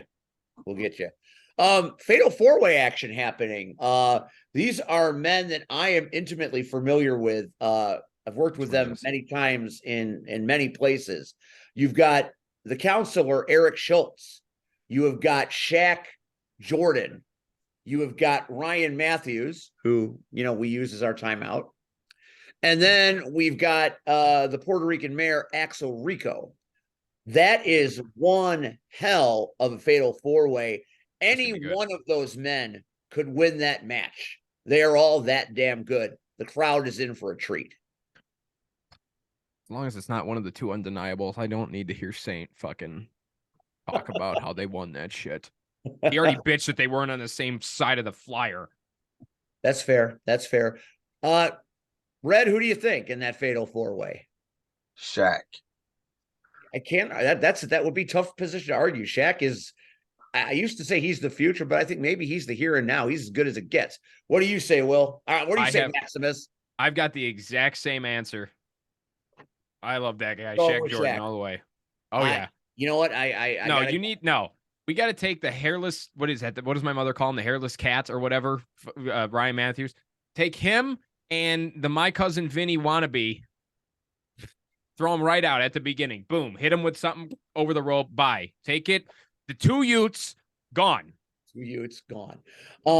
It's hard to pick against Shaq Jordan, but I will. Axel Rico wins that match because Axel Rico is that damn good. So that is going to be one hell of a match. And then that takes us to some really, really gigantic situations. Youth Gone Wild and their manager, Rat J Flywheel, are returning to Rocket Pro Wrestling. And they've been gone a while. And they're coming back. And they are meeting the Guillotine. I don't know if anybody realizes what the final level means and what the final level is going to do. But I do. I think Youth Gone Wild are one of the best tag teams I've ever seen. But I'm not sure they make it through the final level. Red? You've gone wild. Very, very rarely does C Red pick against Marche Rocket. That's an interesting take. Mr. Orion? Oof. I gotta go with final level, but you know what? I don't even care who wins because when their music hits, I'm going to get food from Captain Dave's Galley. I'm gonna sit my ass down with a group of people that I know from work, and I'm gonna watch that as a fan. I'm not standing in the back with the rest of the guys or near you. I'm watching that as a fan because I need to sit there and see this. It really is going to be a match that we will not soon forget. Youth Gone Wild, fantastic, but the final level might just become one of the all-time great tag teams, historically speaking. So, but let me say this: it's ironic you're singing praises of the final level, but yet earlier everyone kept shitting on Marche. Nobody trusts Marche. So now all of a sudden, miraculously, on Saturday, you're going to trust Marche. Oh, I don't trust him. I just want to see the shit. I don't care who wins. You know, it's been proven of late resoundingly that I am often wrong. My point is when you put Marche Rocket and Shogun Chris Logan together as a tag team, and they took the shot, so to speak, that changed the entire trajectory of Rocket Pro Wrestling. Did it? It did. Did it? Or is there something else going on? There was a ticket for you, but you weren't there. Hey, you don't sleep in my bed. That's true. That'd be weird. There'd be no space. Thank you. That is a very thinly veiled fat joke that I appreciated. That was a good effort right there. So that's going to be a hell of a match. Then there is the anti-main event. Oh, Still don't quite understand this one. But Saints being an asshole, that's what it is. Was Rock and Rivera taking on J-Back? I don't know. Do we even need to really even talk about this match? Even I, from the outside, when this match was announced, said, what the fuck? Now, I've known J-Back forever. When was the last time he's competed? Let alone competed against somebody like Rivera. So now all of a sudden, magically, this is the semi or whatever main event, part of the main event. Like, really? This is literally, and again, I'm on the outside. J-Back has pissed Saint off, and now you deal with it. You deal with whatever. First of all, we've had Rivera on this show, right? Yeah. And he stated that it's about money for him, right? Yep, and I'm sure Damian dropped a pile. Damian Saint has paid him well to eliminate a problem for him. So, like, this isn't even really a match. This is like a slaughter. The punishment. And,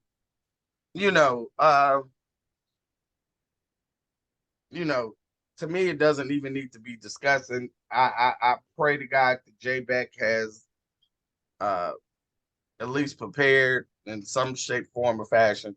I really hope he does. But I'm not even putting my 2 cents in because I already know this is, punishment, slaughter, whatever, abuse of power, whatever you want to call it. I like Saint, but this one, he went too far. If you don't like the guy, fire him. Shit. It's that simple. Just fire his ass and be done with it. And you could put somebody else in there. against Rivera. But no, he wants to put Jay Beck in there to teach him some sort of twisted lesson. Like, really? I got nothing on that one. Doesn't make much sense, but maybe Jay Beck has got a few surprises that we don't know about. It's still going to be something to see. And that then gong better hit and Undertaker better appear in that ring if he's got any chance whatsoever. Well, that wouldn't that be a hoot? Maybe if Darth that's Vader, up his sleeve. If that's up his sleeve, maybe Lord Vader will return to bail out Jay Beck. We don't know. You never know. The force is strong in that one. And then it comes to our main event, the RPW Championship match. A match that I have been looking forward to calling since I was shocked with it at the end of the last show. Sexy Violence, our champion, Quinn Whittick, taking on a man he has been begging to fight in the debuting Joey Jet Avalon. That is going to be a match for the ages. Red, what say you? Just to piss you off, Joey. Because I know if Joey wins, Joey walks away with the RPW championship. It's not going to be the crowd who goes and sticks that title in their face. It's going to be yours. It's going to be yours. And he's going to constantly be another thorn in your side again. And hey, fuck it. I pay to see that shit. So everywhere Joey and I end up, Joey finds a way to be a pain in my ass. And I'll be there at commentary. So if he does somehow manage to win and he comes over, I guess I have no choice but to take it. But I'll be sitting there calling that match, pulling for Quinn Whittick to find a way to stop a man that is the worst case scenario. How do you see this going, Maximus? Are you going to come do commentary with me? If you would like me to, I can. I hope I'm conscious at that point, but I'm not going to allow somebody to do that to me. So, I would love to come do commentary for that one. I don't really have, I've never watched Joey's stuff before. I've maybe seen a match. I'm not sure, but it's just like, so we were Bucky earlier. Now, Quinn, I don't know what side of Psycho Street he's walking sometimes. I don't know what side of the fence he's on, if he's with Saint, if he's not, blah, blah, blah. I just know that he always has something. He always pulls something out of his ass, and he manages to win. He is an incredible performer. Incredible. I'm going to have to go with Quinn just because of the fact I know his style, and he's going to somehow end up getting the win. I know it. Because you might be right about that. He's gonna that crowbar ain't far, is it? He finds a way to get himself in the right positions to be successful better than just about anybody I know. But rest assured, Avalon's not coming to Joliet by himself. And I'm just going to leave that out there. United, they are a force of freaking nature, and Rocket Pro Wrestling should prepare for the tsunami that Avalon and company are bringing, because it's unlike anything they've ever seen in Joliet before. I can attest to that personally. So there you have it. Shamrock Showdown this Saturday, St. Joe's Park. Doors open at 4. Show starts at 5. It's going to be a hell of a night. It's going to be a hell of a main event, one for the books. What will happen between Rion Skills and Maximus Orion? Will that powder keg boil over? What are the idols going to be up to? What is the undeniable going to be up to? And then there's the matter of Joey. And Joey and Roxy, they have been, to say they have been a thorn in my side, pardon me, for a while, something of an understatement. But then very recently, this happened.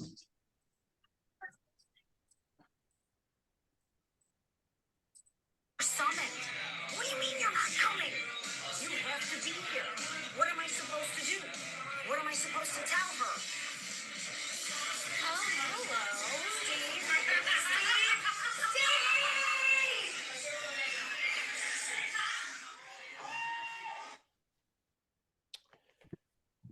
each and every time I watch that promo, it makes me fucking sick. I was unable to be there. And that's what happened. I'm going to make this promise. I'm going to make this guarantee. If anyone, and I mean anyone, puts their hands on my broadcast partner, that is a bad mistake for you. Because I might not be wearing a suit Saturday. And if you feel the need to come and attack us, you just might be in for a little surprise. I have seen what they did. I am sickened by what they did. They will atone for what they did. Joey Roth, I'm talking to you. You better keep her on a leash, because if you let her off the leash, she's going to get put down. Put down permanent. That's for real. So come out to Shamrock Showdown. It's going to be a hell of a time. Steve, I hope that you are able to handle that situation, because I know that I'm busy with Rion, but let's not forget that is my mother. Correct. So if they continue with this bullshit, now I'm going to have two problems on my hands, because they almost got her in April. And if they try their shit now, they not only have a Steve Arndt problem, now they have a Maximus Orion problem. And I'm already in a bad mood. Over my dead body. Maximus, I don't know what kind of condition you'll be in, but be prepared anyway. As you have seen from the video, Steve doesn't mind leaving people high and dry. So I say just be prepared. What does that mean exactly? If you were ordered to be somewhere by your boss and you blew it off and you didn't tell her ahead of time so she wouldn't be put in danger, and then something happened to her, just saying, Steve. That Just saying. That is a complete spin doctoring of a scenario, but I don't have time to deal with that nonsense right now. I'm just saying, you want it, touch her, see what happens. You'll have to kill me. But that's neither here nor there. Maximus, we are going to go off and talk about some other things. You have been a fantastic guest. If you want to stay and talk about other things with us, you are more than welcome. If you need to go, you have put in more than your required powerful hour. I will go. I will let you and Red do your thing. Thank you for having me on, both of you. I appreciate it. Now that I know that Red's an Undertaker fan just like me, that's awesome. So I will see you on Saturday. First of all, so let me do a cheap plug, and I shouldn't do it because it ain't like he gonna give me anything for it. But there's a site signed by superstars. So they are getting ready to do another Taker signing, just in case you're interested. Okay. And this little baby will also be on there, I know, to be signed. But they've already got tons of shit from Taker signed. It comes you can get it signed, or you can get it signed with certification, JSA, or I can't think of the other one right now. But is it pricey? Maybe, but it's Taker. I have at least 2 pieces signed by Taker that will never ever leave my fucking site ever. One of them is a huge 11x16 poster, and I can't wait to get that bitch framed. But just check it out, signedbysuperstars.com, and you can see if you got merch that you want to send in that means a lot to you, you can have it signed by him, or you can go on there and see what they've already got and they might have something that interests you. They've got a ton of fucking. That's shit. awesome. Ton I'm of gonna have shit. to go look. So, by the way, on that note, I don't know when they released it. I just bought one on WWE Shop. They have an actual, like, I got my Ghostbusters flag here. Was it 3x5, right? An Undertaker flag with his logo, and it says Undertaker on it in purple, and then you can put your name on the bottom. And I have it with my gamer tag, and it's going to go behind me while I'm streaming. So, yeah, that's extra cool. I was like, oh shit, they got a personalized flag. I'm like, what is this on Etsy? And they're like, no, WWE Shop. I'm like, okay, gonna spend that $35 real quick. I can't So- wait to see it when I'm killing chickens the next time. Yeah, But right.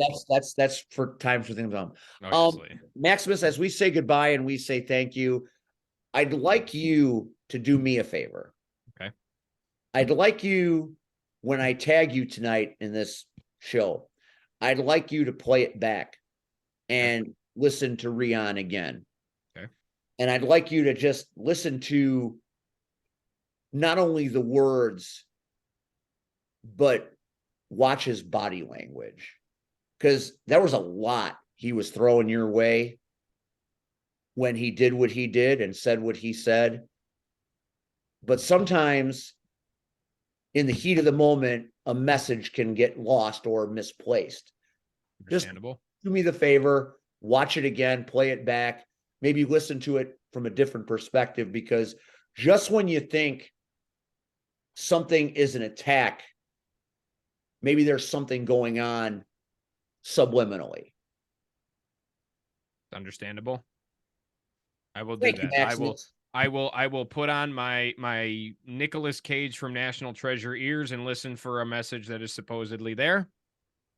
And then So- go steal the Declaration Declaration of of Independence. Independence. We're gonna steal I the Declaration of recommend that. Independence. I can see that is going to work out great for everyone. Okay, Absolutely. Maximus Orion, we'll see you Saturday. Have a great night, and we will talk to you next time around. All right. See you guys later.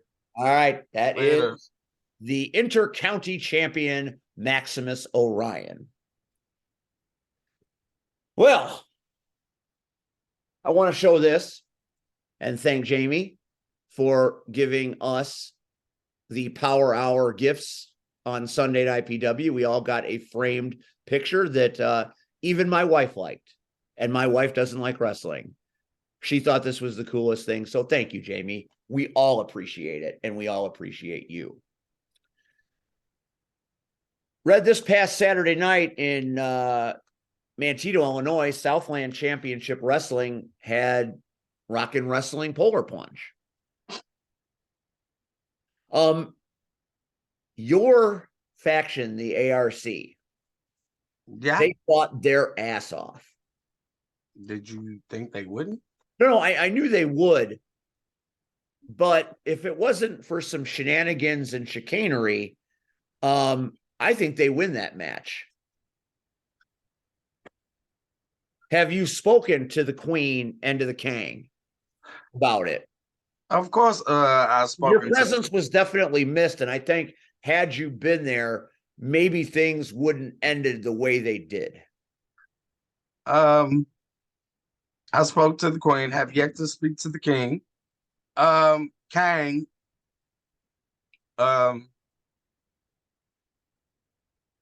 Just we know Aaron Xavier.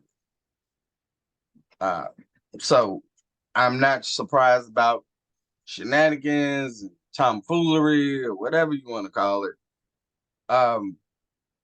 I just find it funny that he thought, see, in his head, it's what he created. But he doesn't understand that we built this, but he left. So I turned this into a monster. And I mean, you know, he thinks this is over. Okay. It's not over. It's not over. And let's not forget that before he did what he did, and he took the belt from Hunter Payne. He lost that night. He lost to Miles Mercer. So trust me, me and TA are in talks because I believe whether it's Hunter first or Miles first, but Miles deserves a shot because he's beaten Xavier once and he proved that he can do it again. Can you imagine if Kang gets a shot, wins that title? The Kang and the Queen would have all the gold. Not all, and it's not even about all the gold. Again, it's just I want the evil genius to understand he's evil. I'm diabolical.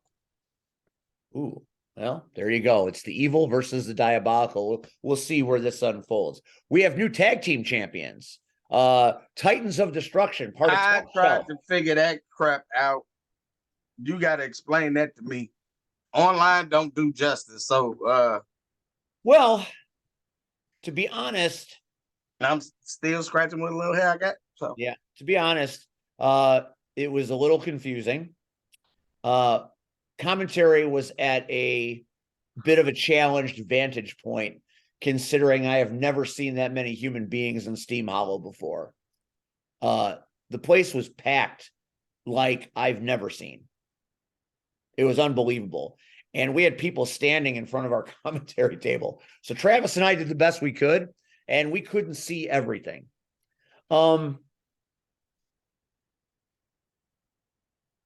Jimmy Blaze comes out. Scott Spade attacks him. Jimmy can't go because Jimmy's hurt. Problem with the knee. Titans of Destruction come out to rescue Jimmy Blaze, and Scott Spade, Mistress Misery, and Tiny retreat. TA says there will be title happenings later. Just got to give him some time. So when it came to later, after the Xavier Angel RVP Kang match, we were treated to TA declaring the tag titles vacant and put those men, the Titans of Destruction, up against a hybrid team of the Bearded Bruiser Max Holiday and former tag team champion Scott Spade. And it was quite a match. Lots of shenanigans ensued, but in the end, you're looking at your new Southland Championship Wrestling Tag Team Champions. They earned that shit. They are that good. I'm not saying they didn't, but it's a lot, Steve. It's a lot. And I'm not siding with anyone. I'm just making a statement that the two people that decided they wanted peace. I mean, last I heard, Jimmy didn't want peace and he told Hunter, fuck you, and all of this. And now we singing Kumbaya. And well, clearly some people at PAL and some people at see that don't see it that way. Everybody's not holding hands singing this giant Kumbaya song. I'm just saying, I'm trying to figure it out. Like, I need somebody to write this shit in crayon for me. I believe Terry Allen will make everything okay. He will fix everything. Well, I hope so. That's what he does. Other things that happened at Steam Hollow. Meat Hook O'Bannon defended the high voltage title against the debuting Johnny Chaos. And Johnny Chaos, you better watch that kid.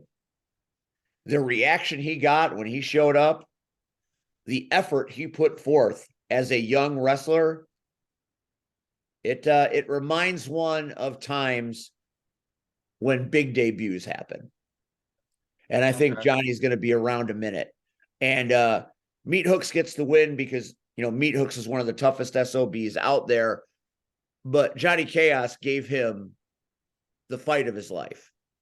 So Meat Hooks O'Bannon, hell of a match, still your champion, but watch out for Johnny Chaos because his story has just begun. Okay. We also had the Sheik versus Odinson the Berserker. Punitive damages. I didn't think I would ever meet a lawyer more scumbaggish than Eric Schultz. Warren C. Freiberg III, Esquire, is just the bottom of the damn bucket. And VIP and the Sheik, punitive. It is a faction that you just look at and you're like, make it stop. But somehow they managed to do just enough in the cheating aspect to win.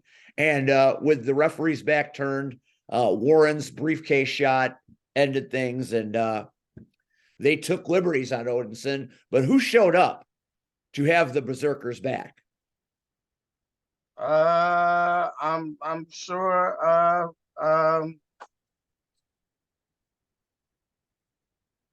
Crane. No, the aforementioned Johnny Chaos. What? Yes. Okay. So I'm not in any way responsible for matchmaking in Southland Championship Wrestling. I leave that to Terry Allen. I leave that to Travis, who's the GM of High Voltage. But boy, VIP and the Sheik versus Odinson, Johnny Chaos seems like a natural progression here. But maybe I'm just spitballing. And I'm not going to be at SCW in March anyway. So maybe that happens. Can't wait to hear about it if it does.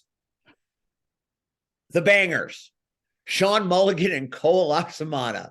That was one of the most violent things I've ever seen. And did you see Koa's pictures on social media the day after?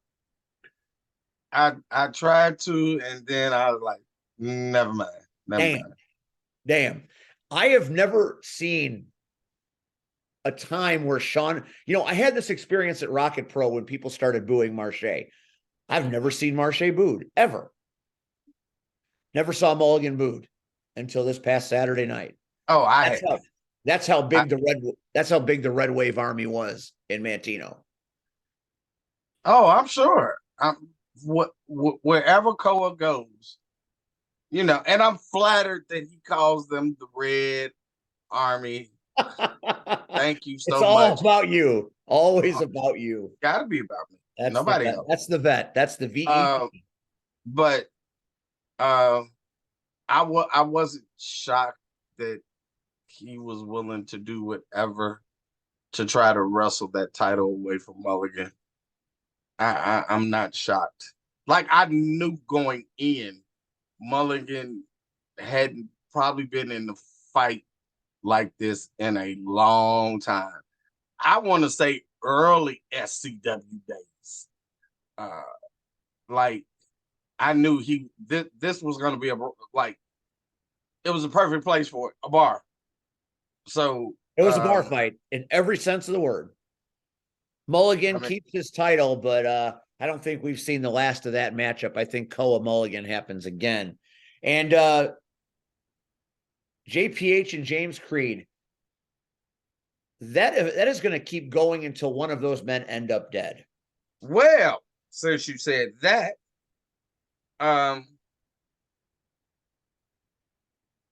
if I'm correct, in March, you said dead.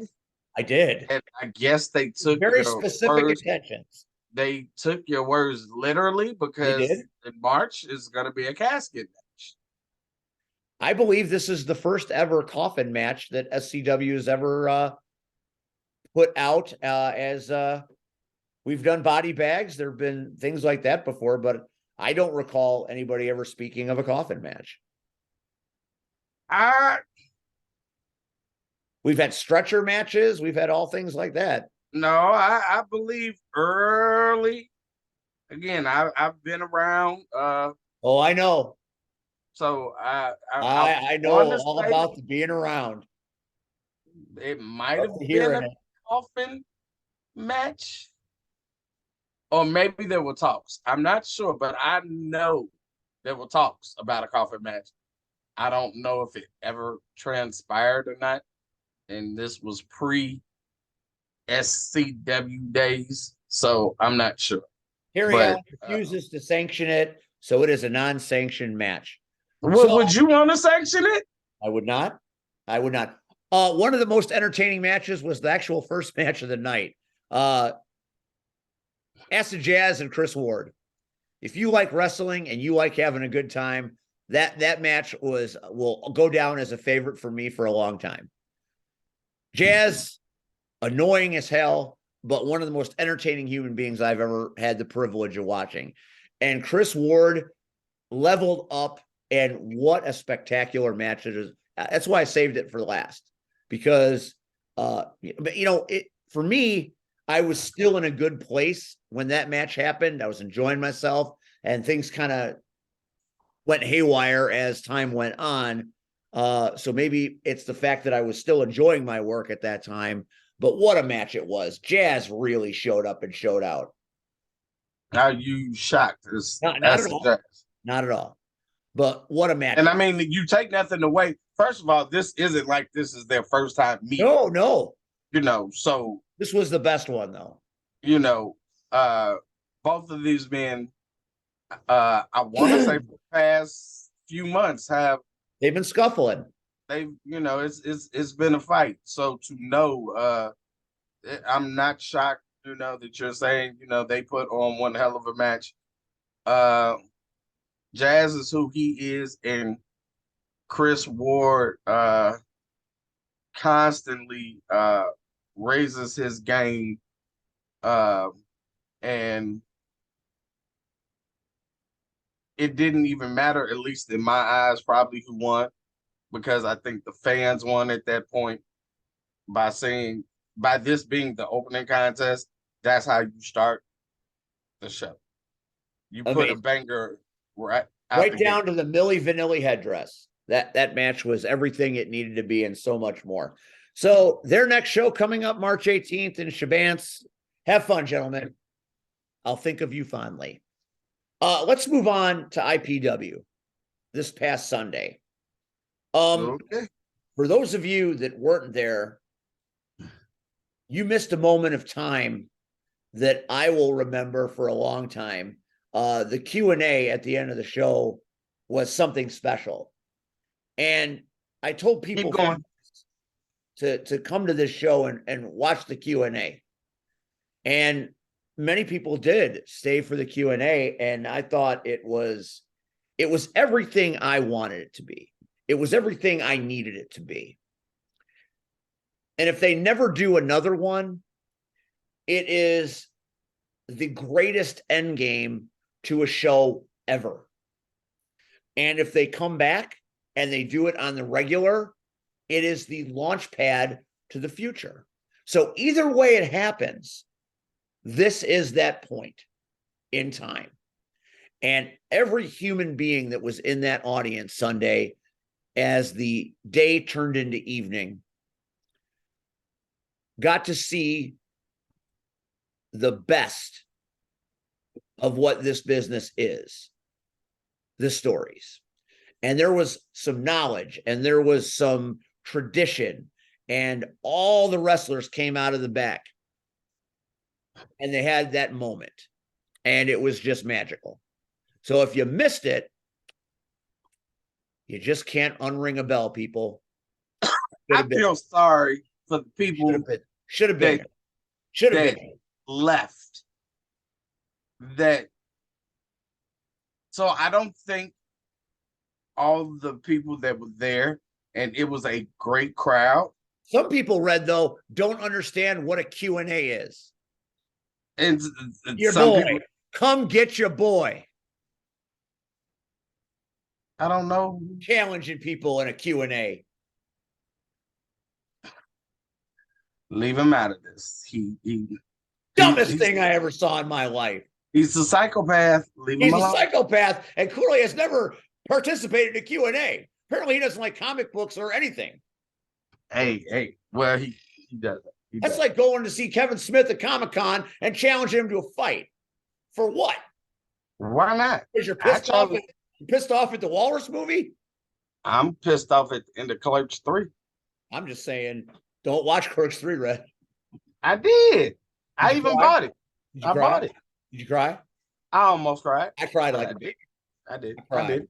I cried. And I mean, I would fight Kevin Smith only for the simple fact you're telling me there's no more Clerks. So I wasn't going to come back on here because I've been on the other side of the house entirely.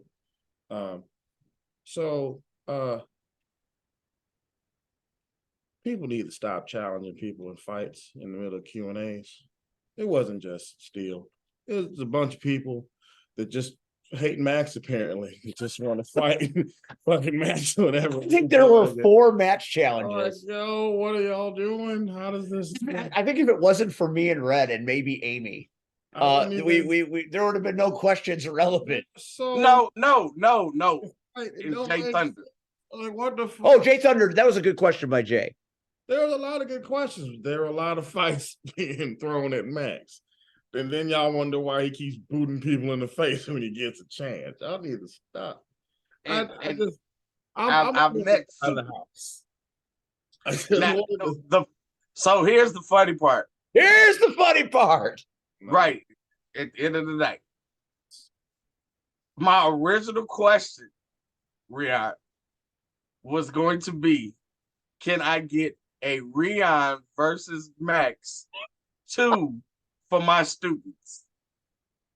That was my original question. Thank God he went the other direction because he'd have been another one. But once I heard Steel go totally into left field, oh no, we need to change this question up right now. And again, but the beautiful part for me is not only did you guys answer my question, but you actually gave thought and real concrete evidence into it. And it was like, it was that euphoria that I felt when I would watch the morning after on Sundays. Just that little snippet, the way you guys answered that question. I don't even know what the question was, Red. I asked you guys, did you have a favorite memory of the show? And did you have a favorite guest? I have a different answer now just off of that. And this is not even going to make sense. And Max probably will listen to this later, who knows. But my favorite... He ain't listening to this. My favorite scenario that no one really gets is there are times when we'll be on the show and I don't know how to explain it other than just chemistry and just knowing little stuff, is that we'll do things simultaneously without realizing we're doing it simultaneously. Like he was yelling at the LRP network official one time, and right before that, there was a scenario where the reason why he was yelling at the official was because of what I'm about to describe. He fucking went in and he was going down a list card, and this is when I had just turned heel over at CTW with the ARC, and he mentioned the man with the golden throat. And me and Max looked at each other, and we looked, and then we just sat back together, and it was funny because I'm supposed to be a heel, but I'm like, not today, not today. So then I had to sit up, and then I had to answer this bullshit ass question. He's like, so, man with the golden throat. I'm like, I just learned at the same time you did. This is all new to me. I just turned heel. I don't know what the hell goes on in this group. I just learned just as you did. And then that's when the official was making jokes to where he got pissed off to when we found out that he was official. We was laughing because like, he about to get fired.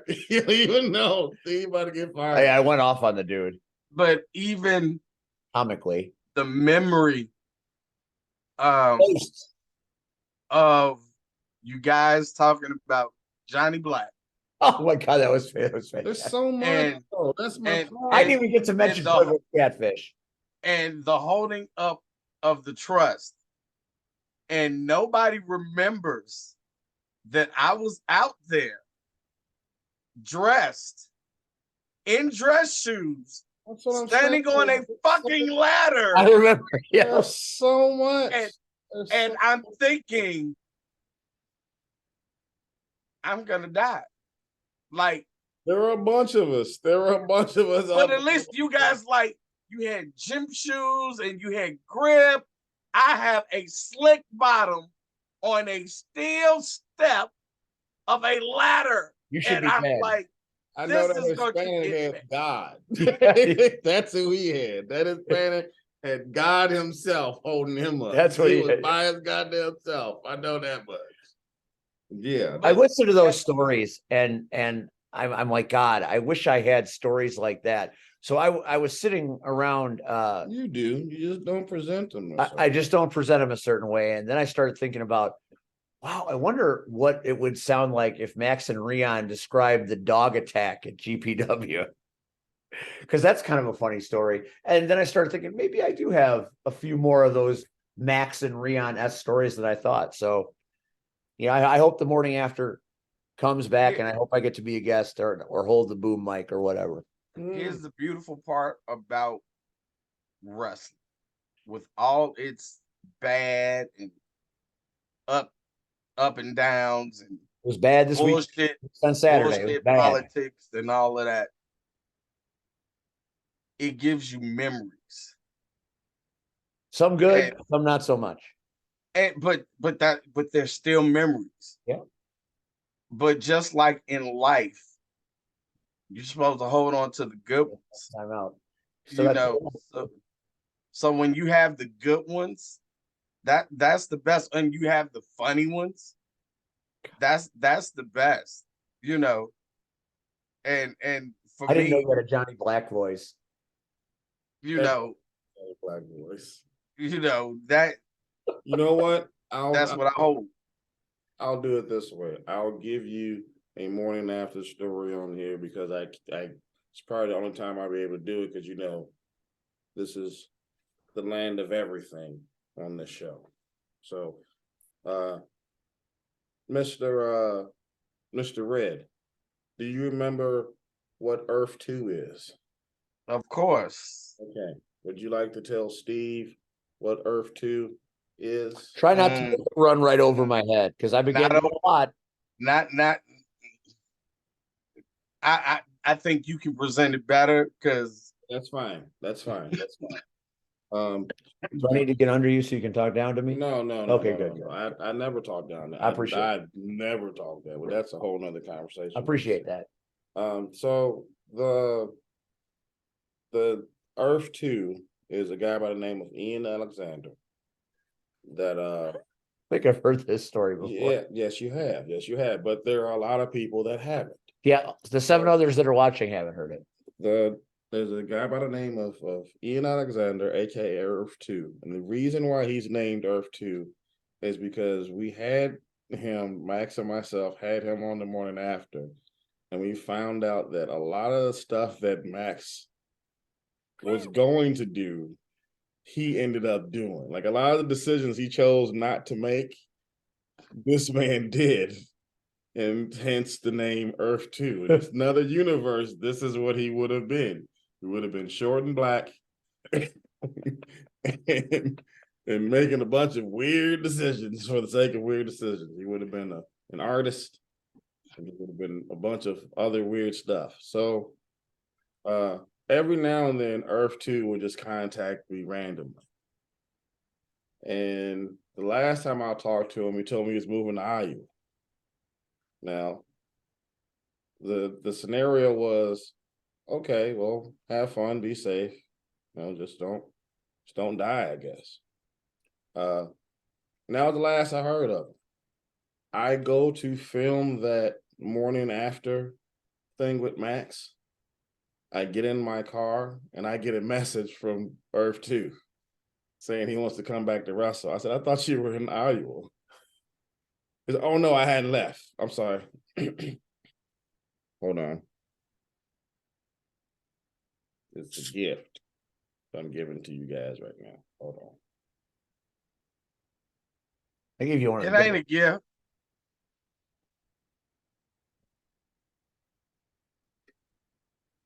This is what was sent to me through a message. Yeah. So what I need from you is I was trying to get this whole, so I wanted to make sure that you knew that I was back. I'm back. I never left. I'm back. I want to be a wrestler.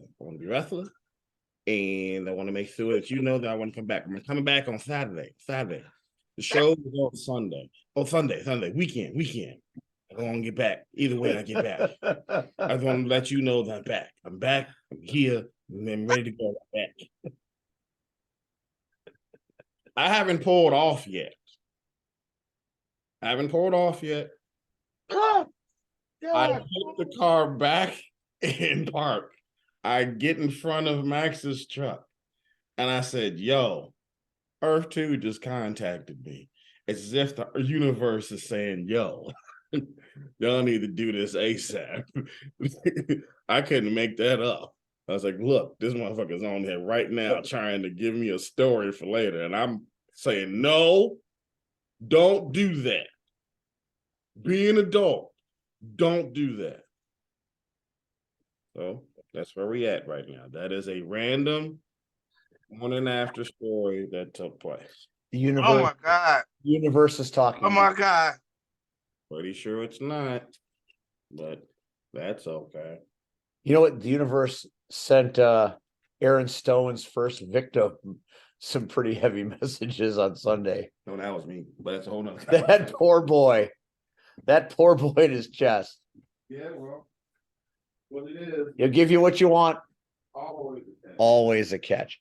From the slap fight beer drinking contest that went on a skosh too long to Muggsy James versus Leo LaFleur versus, why can't I think of the other young man's name? Corey McHenry. Very nice man. Fine match. Muggsy had people there. It was great. The opener, Hot Rod versus Nick Diamond. Quite a nice show at IPW, Red, wouldn't you say? I mean, the only storm cloud on a bright sunny day was the host. No, I love I think he called me Fluff Bagwell. He did. I enjoyed the host.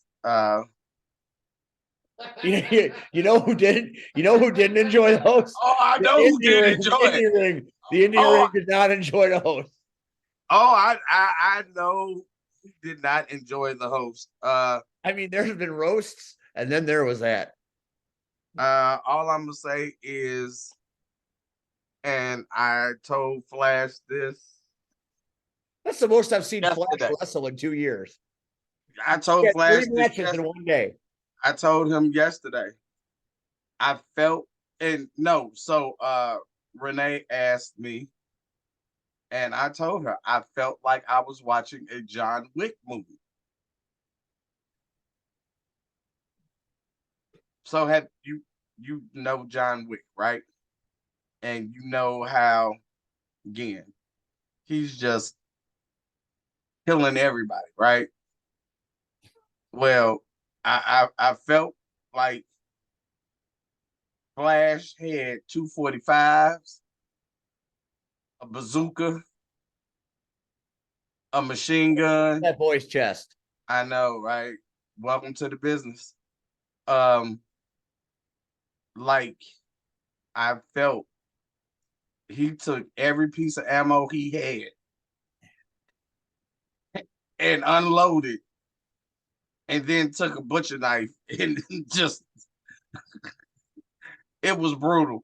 It was But brutal to the point where the minute he hit me with Fluff Bagwell, I'm like, I am not going to win this day. So I never said another word.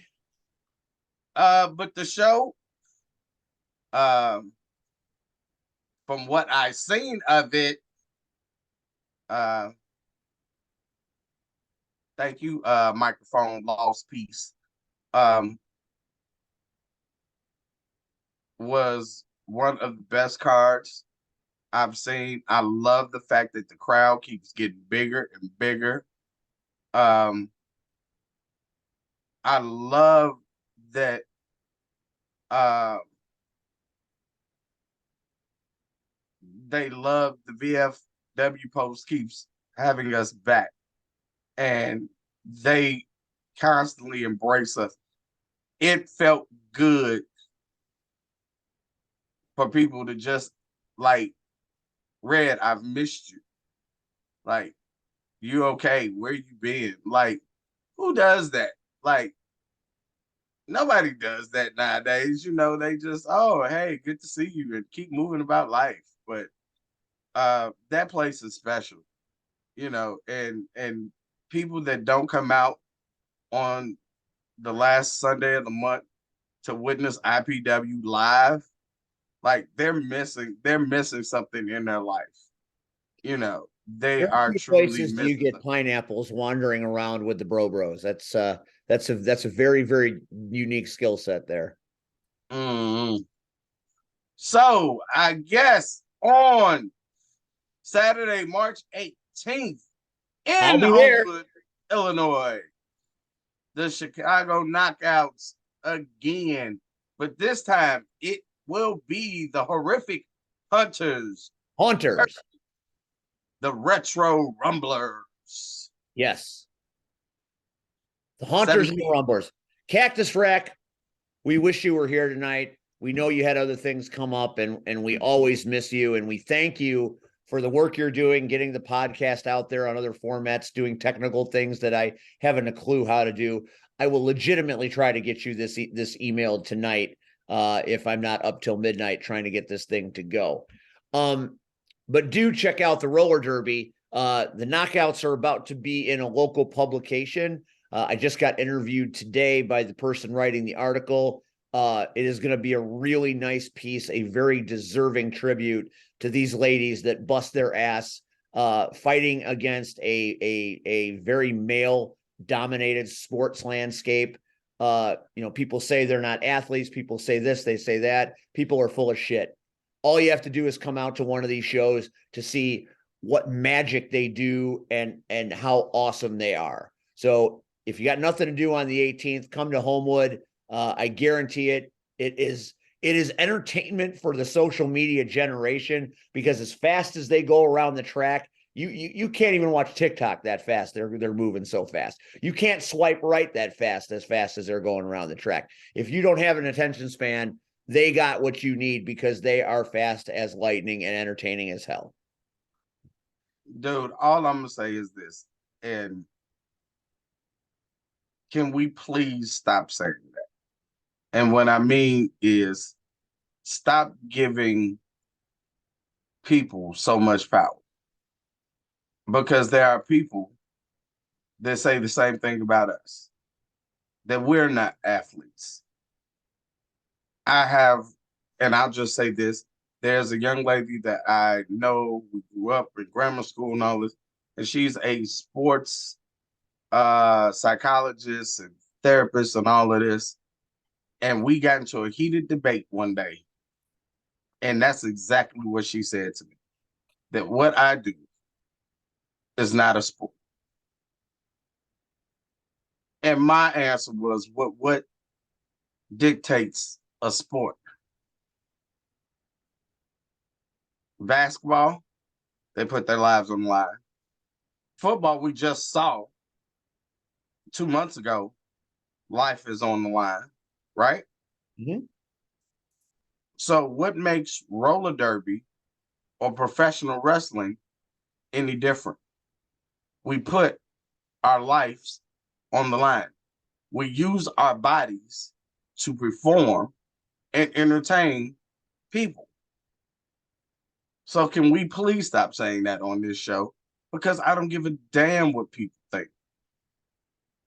Everything that Cactus Rat and the Chicago Knockouts do is a sport. Now, it might not be your cup of tea. Oh, well, it's not your cup of tea.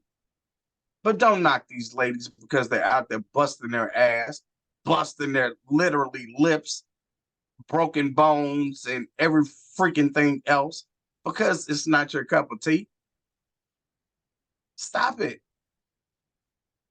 It's as real as it freaking gets. So I wish, so on this show, can we please stop saying that? Of course. Next week on this show, we welcome Davison Sarai. I'm sure she'll have many stories to tell about what goes down this Saturday at Rocket Pro Wrestling. Hopefully Cactus Rack will return and regale us with stories about the upcoming Knockouts Derby bout.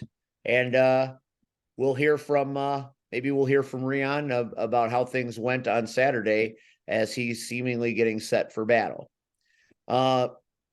Red, thanks for everything tonight. Thanks to Maximus Orion for taking time out of his schedule. Thanks to Rion. Thanks to everybody that's watching this. And I'll leave you with this question. Do you watch the JFW podcast? And there you go. And we're out. We will see you next week right here on the Power Hour. Have a great night and don't miss Rocket Pro Saturday. Good night, everybody.